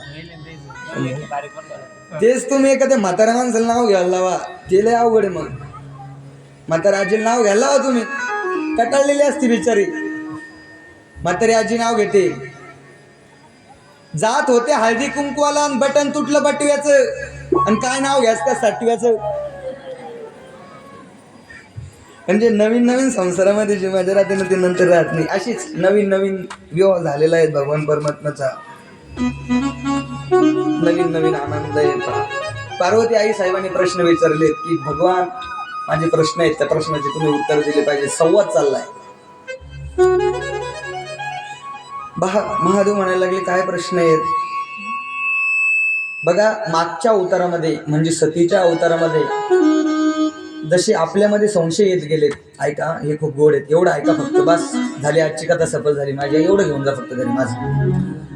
सती म्हणायला लागली मागच्या अवतारामध्ये आपल्या जसे संशय निर्माण झाले, आपल्यामध्ये वाद झाले, आपल्यामध्ये कलह निर्माण झाले, आपल्या दोघांमध्ये भांडणं होत गेले मागच्या अवतारामध्ये. म्हणून या अवतारामध्ये भांडणं होऊ नयेत म्हणून आपण काय करूयात, कुठल्या तरी एखाद्या मंदिरावर जाऊ, कुठल्या तरी एखाद्या साधूकडे जाऊ. पार्वती म्हणते कुठल्या तरी साधूकडे जाऊ, मंदिरावर जाऊ, काहीतरी लिंबू नारळ तांदूळ असं काहीतरी भारून आणू, म्हणजे जेणेकरून आपल्या संसारामध्ये कुठल्याही पद्धतीच्या बाधा येणार नाही, आपल्यामध्ये भांडणं व्हायला नाही पाहिजे. इतकं गोड उत्तर दिलं महादेवानं ना, खूप गोड उत्तर दिलं. आणि माझी गुरुजी मला सांगतात की लोकांना सोपं सांगायचं, लोकांना अवघड सांगायचं नाही. जितकं सोपं लोकांना सांगता येईल तितकं सोपं लोकांना सांगायचं आणि तितकं ते पटतं. मी माझ्या गुरुजीला म्हणलं की आपण सुद्धा एखादं मंदिर बांधू ना. माझे गुरुजी म्हणतात बेटा हम मंदिर बनाने के लिए नहीं आए हैं, हम हर घर को मंदिर बनाने के लिए आए. म्हणून सोपं सांगणार तुम्हाला. ऐका, भगवान महादेव म्हणतात की आपल्यामध्ये भांडणं होऊ नयेत, आपल्यामध्ये कलह निर्माण होऊ नयेत. ऐका, संसाराचं गणित आहे. होतात घर तिथे भांडण आहेत, भांड्याला भांडं लागतात, घर परत मातीच्या चुलीत प्रत्येकाच्या घरी होतात. पण आपल्यामध्ये नवरा बायकोमध्ये पती पत्नीमध्ये वाद होऊ नयेत, त्याच्यासाठी काय करता येईल भगवान भोलेनाथ सांगतात. पार्वती तुला जर वाटतं ना की आपल्यामध्ये वाद नाही व्हायला पाहिजेत, आपल्यामध्ये कलह निर्माण नाही व्हायला पाहिजेत, त्याच्यासाठी आपल्याला कुठल्या मंदिरावर जायची गरज नाही, आपल्याला कुठल्या साधूकडे जायची गरज नाही, आपल्याला लिंबू भारून आणायची गरज नाही, आपल्याला तांदूळ भारून आणायची गरज नाही. मग काय करायचंय? खूप सोपं सांगितलं भोलेनाथांनी. भोलेनाथ सांगतात, ऐका, एवढं घरी घेऊन जा. भोलेनाथ सांगतात, मी तुला मान देईन. काय?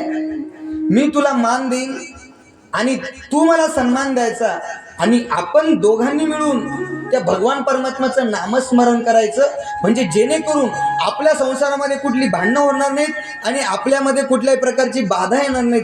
हे समजून सांगत असताना गोस्वामी तुलसीदासांनी एक दोहा वापरला पहा. ते म्हणतात,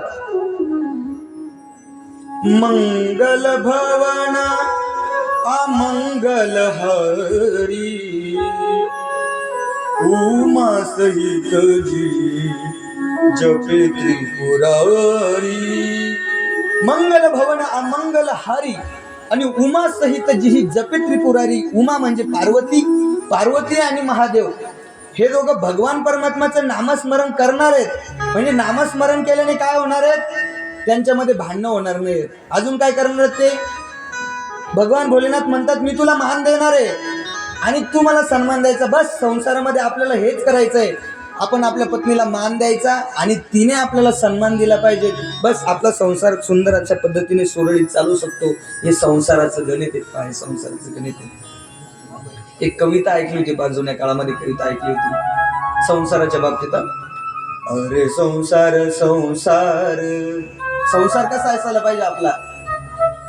जसा तवा चुल्यावर आधी हाताला चटके मग मिळते भाकर. अरे संसार संसार जसं कपशीच घर, बशी बशी आरामशीर कप फिरे गर गर. बशी आरामशीर आहे, कपाला फिरावं लागतं. अरे संसार संसार जसा तवा चुल्यावर आधी हाताला चटके मग मिळते भाकर. अरे संसार संसार खोटा कधी म्हणू नाही, राहुळाच्या कळसाला लोटा कधी म्हणू नाही. संसाराचं गणित आहे. तेव्हा आपला संसार सुरळीत चालणार आहे. जुने गाणे होते बरं का, जुन्या गाण्यांमध्ये आनंद होता, भाव होता जुन्या गाण्यांमध्ये. जुन्या काळामध्ये माय, तुम्ही दिवसभर शेतामध्ये कामाला जायच्या, दिवसभर रोजंदारी करायची. एवढंच करून भागत नव्हतं. रोजंदारी करून परत काड्या आणाव्या लागत होत्या. डोक्यावर काड्यांचं पेंडक. संध्याकाळची वेळ, सूर्य हा त्याच्या आईच्या कुशीमध्ये चाललेला आहे झोपायला संध्याकाळच्या वेळेमध्ये. जुन्या काळामध्ये डोक्यावर काड्यांचा भारा. पाऊल वाटेने तुम्ही घरी येत आहे. जसं जसं गाव जवळ यायचं तसं तसं गावाच्या मंदिरावरती भोंग्यामध्ये आवाज यायचा पा भजनाचा. अमोलजी खूप गोड आवाज यायचा भजनाचा. ते भजन ऐकलं ना शिन भाग निघून जायचं. काय भजन असायचं पा जुन्या काळामध्ये ते. सांगा मी काय करू, भक्ती करू पोट करू, सारा मी काय करू, सारा मी काय करू. असा आवाज यायचा. दिवसभराचं काम जे केलेलं असायचं ना त्याचा सगळा शिन निघून जायचा. हे गाणं ऐकल्यानंतर जुन्या काळात गाणं होते, भक्ती करू का पोट भरू, भक्ती करू का पोट भरू, सांग मी काय करू, सारा मी काय करू. भक्ती विना देव मिळत नाही, पैशा विना संसार चालत नाही. हे करू का ते करू, हे करू का ते करू, सांगा मी काय करू, सांगा काय करू. जुन्या काळामध्ये हे गाण्यात लागायचं ना हे गाणं. जुन्या काळामध्ये कितीही काम केलेलं असलं, कितीही अवघड काम केलेलं असलं, हे गाणं ऐकलं सगळं शिन बाहेर निघून जायचं अंगातला, फ्रेश.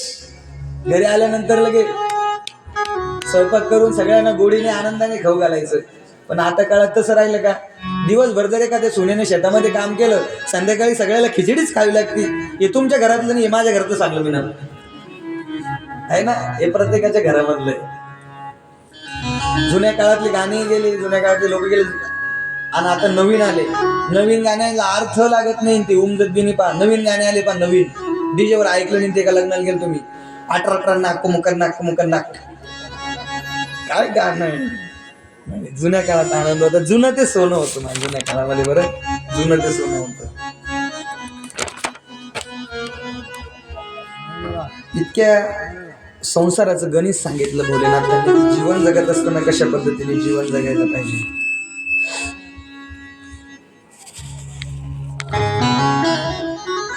बघा, सगळ्यांनी आपल्या जागेवरती उभं राहा आणि आपल्याला भजन करायचं. सगळ्यांनी जागेवरती उभं राहा.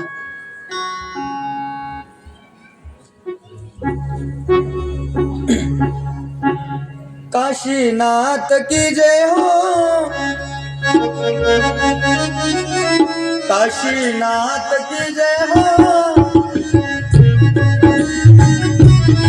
विश्वनाथ की जय हो, विश्वनाथ की जय हो, काशीनाथ की जय हो, काशीनाथ की जय हो, विश्वनाथ की जय हो, विश्वनाथ की जय हो, डमरू वाले बाबा भोलेनाथ की जय हो, डमरू वाले बाबा भोलेनाथ की जय हो.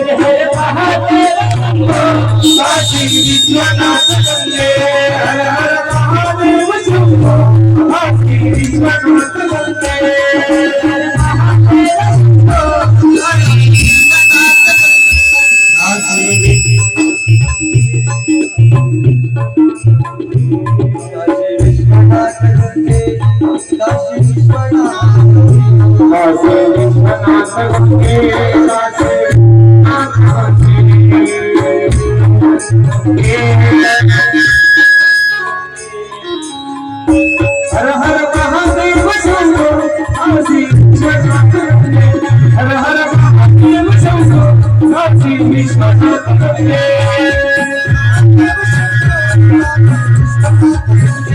हर हर महादेव शंभो काशी विश्वनाथ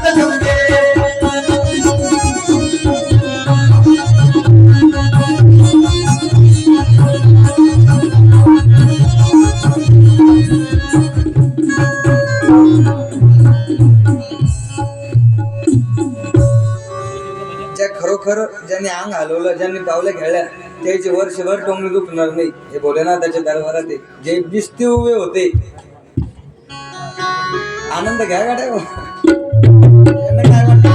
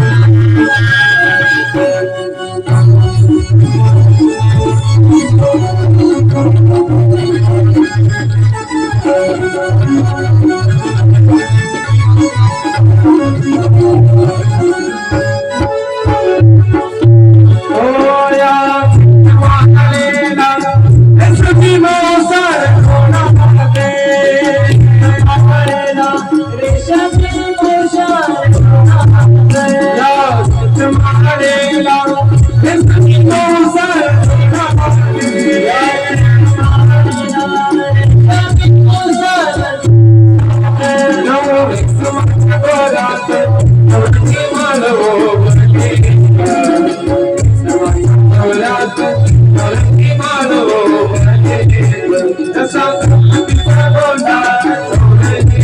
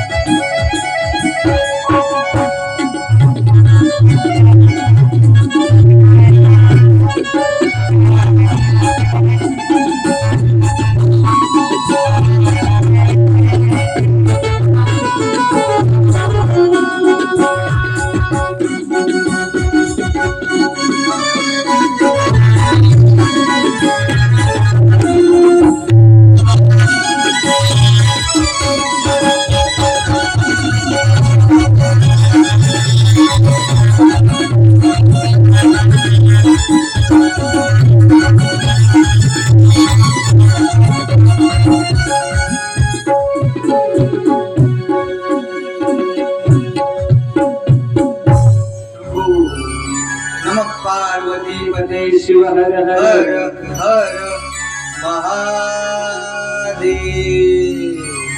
सगळ्यांनी महादेव म्हणून खाली बसा एकदा. नमः पार्वती पते शिव हर हर. वा बसा.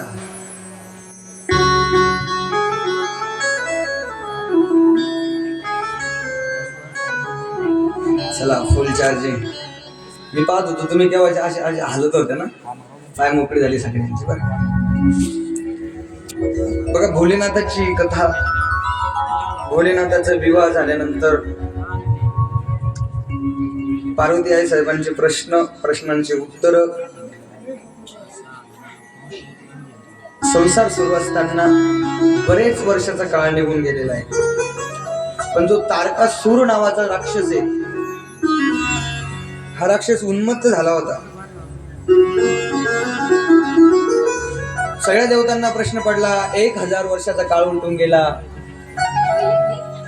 बालकाचा जन्म नाही, तारकासूर मारला कसा जाईल.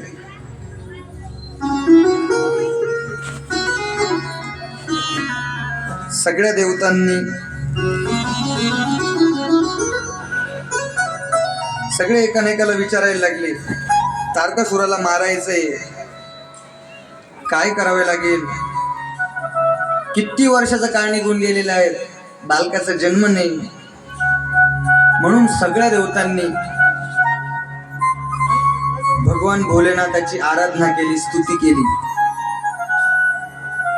कैलास राणा शिवचंद्र मोडी, फणींद्र माथा मुकुटे झळाळी, कारुण्य सिंधू भवदुःख हारी, तुझवीन शंभो मज कोण तारी, रविंदू दावा नलपूर्ण भाडी, सुतेज नेत्री तिमिरोग जाडी, ब्रह्मांड दिशा मदनांतकारी, तुझवीन शंभो मज कोण तारी, जटा विभूती कोटी चंदनाची, अपालमाला प्रेत गौतमीची, पंचानना विश्व निवांतकारी, तुझवीन शंभो मज कोण तारी, वैराग्य योगी शिवशूल पाणी, सदा समाधी निजबोधवाणी, उमा निवासा त्रिपुरारकारी, तुझवीन शंभो मज कोण तारी, उदार मेरू पतिशैल जेचा, श्री विश्वनाथ मनती सुरांचा, दयानिधीचा गज चर्मधारी, तुझवीन शंभो मज कोण तारी, ब्रह्मांदी वंदी अमारादिनाथ, भुजंगमाला धरी सोमकांत, गंगा शिरी दोष महाविदारी, तुझवीन शंभो मज कोण तारी, कर्पूर गौरी गिरिजा विराजे, हळाहळे कंठ निळाची साजे, दारिद्र्य दुःखे स्मरणे निवारी, तुझवीन शंभो मज कोण तारी, स्मशान क्रीडा करिता सुखावे, तो देव चूडामणी कोण आहे? उदास मूर्ती जटा भस्मधारी, तुझ बीन शंभो मज कोण तारी? भूतादिनाथ अरिअंतकांचा, तो स्वामी माझा ध्वज शंभवांचा, राजा महेश बहुबाहुधारी, तुझ बीन शंभो मज कोण तारी? नंदी हराचा हर नंदिकेश, श्री विश्वनाथ म्हणती सुरेश, सदाशिव व्यापक तापहारी, तुझ बीन शंभो मज कोण तारी? भयानक भीम विक्राळ नग्न, लीला विनोदे करी काम भग्न, तो रुद्र विश्वंभर दक्ष मारी, तुझ बीन शंभो मज कोण तारी? इच्छा हराची जग हे विशाळ, पाडी रचितो करी ब्रह्मगोळ, उमापती भैरव विघ्नहारी, तुझ बीन शंभो मज कोण तारी? भागीरथी तीर सदा पवित्र, जेते असे तारक ब्रह्ममंत्र, विश्वेश विश्वंभर त्रिनेत्रधारी, तुझ बीन शंभो मज कोण तारी? प्रयाग वेळी सकळा हराच्या, भारत विंदी वाहती हरीच्या, मंदाकिनी मंगल मोक्षधारी, तुझ बीन शंभो मज कोण तारी? एकांती ये रे गुरुराज स्वामी, चैतन्य रूपी शिव सौख्य नामी, शिनलो दयाळा बहुसाल भारी, तुझ बीन शंभो मज कोण तारी? शास्त्राभ्यास नको श्रुंती पडू, नको तीर्थासी जाऊ नको, योग्याभ्यास नको, व्रतिमख नको, तीर्थव्रते नको, काळाची बयस मानसी धरू नको, दृष्टाशी शंक नको, चाची स्मरणे पतित तो शंभू सोडू नको. नमः पार्वती शिव हर हर महादेव. सगळ्या देवतांनी मिळून भगवान शिवांची स्तुती केलेली आहे. स्तुती केल्यानंतर भोलेनाथ प्रसन्न झालेले. सगळ्या देवतांनी भोलेनाथाला प्रश्नच केलेला आहे की तो राक्षस या ठिकाणी उन्मत्त झालेला आहे. तो इंद्राला धमकी देतोय. प्रत्येक दिवशी उठल्यानंतर तो इंद्राच्या दरवाजात गेल्यानंतर म्हणतो, इंद्र उठो, सामना करो, इंद्र उठो. इंद्राला धमक्या देतोय, काहीतरी तुम्ही करा. आणि त्या तारकासुराला वर दिलेला आहे की भगवान भोलेनाथाचा जो पुत्र आहे तो पुत्राच्याच हाताने त्याला मरण आहे. तुम्ही काहीतरी पर्याय सुचवा. सगळ्यांनी विनंती केली. भोलेनाथांनी सांगितलं, माझ्या अंशापासून बालकाची उत्पत्ती होऊ शकते. मी तेज द्यायला तयार आहे, पण ते तेज धारण करेल कोण? सगळ्या देवतांनी सांगितलं, तुम्ही कृपा करा, आम्ही काहीतरी प्रयत्न करतो. म्हणून सगळ्यांनी अग्नीला विनंती केली की ते तेज तू धारण कर. अग्नी कबुतराच्या रूपामध्ये येते आणि ते तेज धारण करते. आपल्यापैकी जर कोणी अमरनाथला जर गेला असेल ना, तर त्या अमरनाथाच्या मंदिरामध्ये 2 कबुतर असतात पहा. ते अग्नीचं स्वरूप सांगितलेलं आहे. त्या कबुतराच्या रूपामध्ये येऊन त्या अग्नीने ते तेज धारण केलं. ते तेज धारण केल्यामुळे पार्वती आई साहेबांना राग आला, क्रोध आला. त्या म्हणायला लागल्या की भगवान भोलेनाथाचा, भगवान महादेवांचा माझा संवाद चालला होता. त्या संवादामध्ये येऊन सगळ्या देवतांनी आमचा संवाद मोडीच काढला. सगळ्या देवतांना हिणवू लागले, शिणवू लागले की तुम्ही तुमच्या स्वार्थासाठी हे सगळं काही करत आहेत. पण तुम्हाला सांगून जाईल, अलीकडच्या काळामध्ये एवढा स्वार्थ झालेला आहे. प्रत्येक माणूस हा स्वार्थाच्या पोटी जगतोय. प्रत्येकाच्या अंतःकरणामध्ये स्वार्थ आहे. आई साहेबांनी श्राप दिला सगळ्या देवतांना की तुम्ही सगळे निपुत्रिक होऊन जा. म्हणून कोणीच देवाचा पुत्र नाही आहेत, फक्त भगवान भोलेनाथाचे पुत्र आहेत, गणपती, कार्तिक. अग्नीला सुद्धा श्राप दिला की अग्नी, तू माझ्या पतीचं तेज धारण केलेलं आहे. जा, मी तुला श्राप देते की तू सदा जळत राहशील आणि तू स्वतः जळता जळता इतरांना सुद्धा जाळतील. अशा पद्धतीचा श्राप पार्वती आईसाहेब अग्नीला देतात. श्राप दिल्यानंतर अग्नीला ते तेज सहन होत नाही. काय करावं? भोलेनाथाची आराधना केली नारदाच्या मदतीने. नारदाने सांगितलं की 7 ऋषींच्या ज्या कन्या आहेत, 7 ऋषी आहेत, त्या 7 ऋषींच्या कन्येला, 7 ऋषींच्या ज्या पत्न्या आहेत त्या पत्न्यांना हेतू तेज त्या ठिकाणी दे. म्हणून प्रयाग नावाच्या तीर्थक्षेत्रावरती याच महिन्यामध्ये जो कुंभमेळा भरलेला आहे त्या कुंभमेळ्याला त्या ठिकाणी अग्नी जाते. सप्त ऋषींच्या पत्न्या त्या ठिकाणी येतात स्नानासाठी. पण थंडीचे दिवस असल्यामुळे त्या लवकर गंगेमध्ये उतरत नाहीत, त्या संगमावरती उतरत नाही, थंडीच असते इतकी. पण एक माता असते अरुंधती, ती अंघोळीला जाते. या राहिलेल्या ज्या 6 आहेत थंडीच्या भयाने जी अग्नी त्या ठिकाणी आली होती शेकोटी रूपाने, त्या शेकोटीजवळ गेल्या आणि शेकत बसल्या. अग्नीला आयते गिराईक सापडले, तेज धरलं आणि त्या 6 जणींच्या हवला करून दिला. अरुंधती स्नानाला गेल्या होत्या. 6च्या 6 आश्रमावरती आल्या. लक्षणं दिसायला लागले, कोरड्या वक्कऱ्या, मळमळ, अन्नाचा वास येणे. काय प्रकार झाला असेल? ऋषी संतापले. ऋषीने सांगितलं की जा हे तेज बाहेर कुठेतरी टाकून द्या. म्हणून ते शोध करत करत आल्या, हिमालयामध्ये गेल्या आणि हिमालयामध्ये त्यांनी ते तेज टाकून दिलं. आता तो हिमालयाला सुद्धा ते तेज सहन झालं नाही सहन झालं हिमालयाला. मग हिमालयाने ते गंगेत टाकून दिलं तेज. गंगेच्या पाण्यामध्ये वाहत ते तेज 6 ज्या पत्न्या होत्या त्या 6 जणींनी टाकलं होतं. ते 6 प्रकारचं तेज झालं गंगेमध्ये वाहत पाण्यामध्ये. ते सरकंड्याचं बेट आहे बा, सरकंड्या ज्याच्यापासून ते आपण दाले विणतात. जुन्या काळात असायचे ताटीचे घर, ते जे सरकंडे आहेत त्या सरकंड्याच्या बेटामध्ये ते तेज जाऊन गुंतलं. आणि तिथेच त्या बेटावरती एक बाळ तयार झालं. त्याच बाळाचं नाव कार्तिक स्वामी. बोले श्री कार्तिक स्वामी महाराज की जय. नंतर कार्तिक स्वामीला वाचा फुटली. तिथं विश्वामित्र आले. विश्वामित्राच्या साह्याने विश्वामित्राला विनंती केली की तुम्ही काहीतरी प्रयत्न करा, माझी वेळ या ठिकाणी संपुष्टात येते. आरतीचे यजमान समोर या. सागर दादा आरतीचे यजमानांना फोन करा. असं कथेत नाही आलेलं, मी सांगतोय. विश्वामित्र आले. विश्वामित्राला सांगितलं की तुम्ही माझं उपनयन संस्कार करा. विश्वामित्र म्हणायला लागले मी क्षत्रिय आहे, मी ब्राह्मण नाही, मी तुमचं उपनयन करू शकत नाही. कार्तिक स्वामींनी आशीर्वाद दिला, तुम्ही तुमच्या हाताने उपनयन करा आणि आजपासून तुम्हाला देव ऋषी ब्रह्म ऋषीचा दर्जा प्राप्त होईल. अशा प्रकारे विश्वामित्राला आशीर्वाद दिला. पार्वतीला त्या शिव तेजाची आठवण होते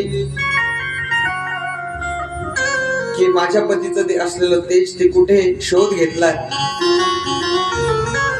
नारदजीने सांगितलं, मी त्यांना सप्तऋषींच्या पत्नींकडे पाठवलं होतं.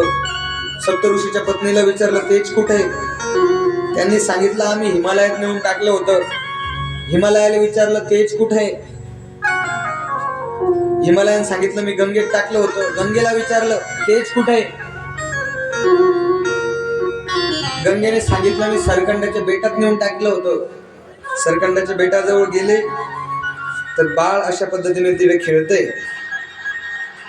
मग सगळ्या देवतांच्या मदतीने पार्वती आई साहेबांनी आणि भोलेनाथांनी कार्तिक स्वामीला त्या ठिकाणी कैलासावरती आणलं. आपण एकदा सगळे स्वागत करूयात. स्वागतम महाराज, स्वागतम महाराज, सुस्वागतम महाराज, सुस्वागतम महाराज, स्वागतम महाराज, सुस्वागतम महाराज, स्वागतम महाराज, सुस्वागतम महाराज, स्वागतम सुस्वागतम शरणागतम महाराज, स्वागतम सुस्वागतम स्वागतम सुस्वागतम शरणागतम महाराज, स्वागतम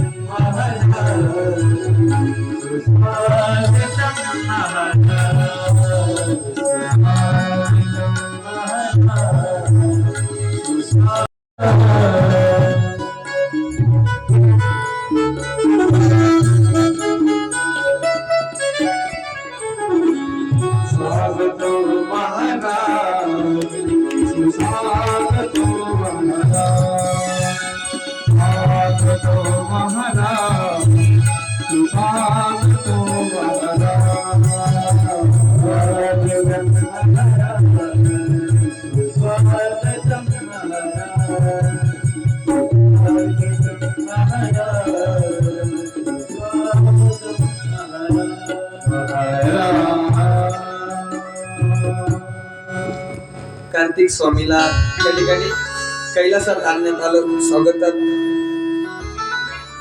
कारण हेच कार्तिक स्वामी जे काही देवाचे सेनापती होणार होते.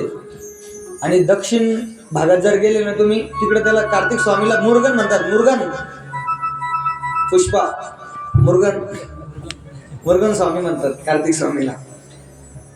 त्यांना आणलं तारकासुराच्या वधासाठी, त्यांना देवांच्या सेनापती केलं कार्तिक स्वामीला. युद्ध सुरू झालं आणि तारकासूर मारल्या गेला. मला युद्ध सांगता नाही येत, सगळं सांगता येईल मला, काही पण सांगा तुम्ही, माईक द्या हातामध्ये, काही पण सांगायला लावा, पण मला युद्ध भांडणं सांगता येत नाही मला. नाहीतर ते आमचे महाराज म्हणजे सांगतात भाई युद्ध. रक्ताच्या चिळकांड्या उडत होत्या, रक्ताच्या थारोळ्यामध्ये देव तुमला. अरे बाबा तू होता का तिथं? युद्ध सांगतात नाही. मारला कार्तिक स्वामी आले. कार्तिक स्वामी महाराजांनी तारकासुराचा वध केला. बोलिये कार्तिक स्वामी महाराज की. नमः पार्वती पते शिव हर हर महादेव. आजच्या आरतीचे यजमान श्री हरिभक्त ब्रायन जगनजी गणपत पटेल नामदेव यांनी सबस्ती समोर यायचंय. सगळ्यांनी ज्यांनी आरतीचे ताट आणले असतील त्यांनी समोर यायचंय. बघा, ज्यांना मी सांगितलं होतं, कालची सूचना दिली होती की उद्या येताना आरशात पाहून येऊ नका. ज्या ज्या आल्या असतील त्यांच्या चरणावरती नतमस्तक आरतीसाठी जागेवरती उभं राहा. नमः शिवाय. ओम नमः शिवाय. नमः शिवाय. हर शिवाय.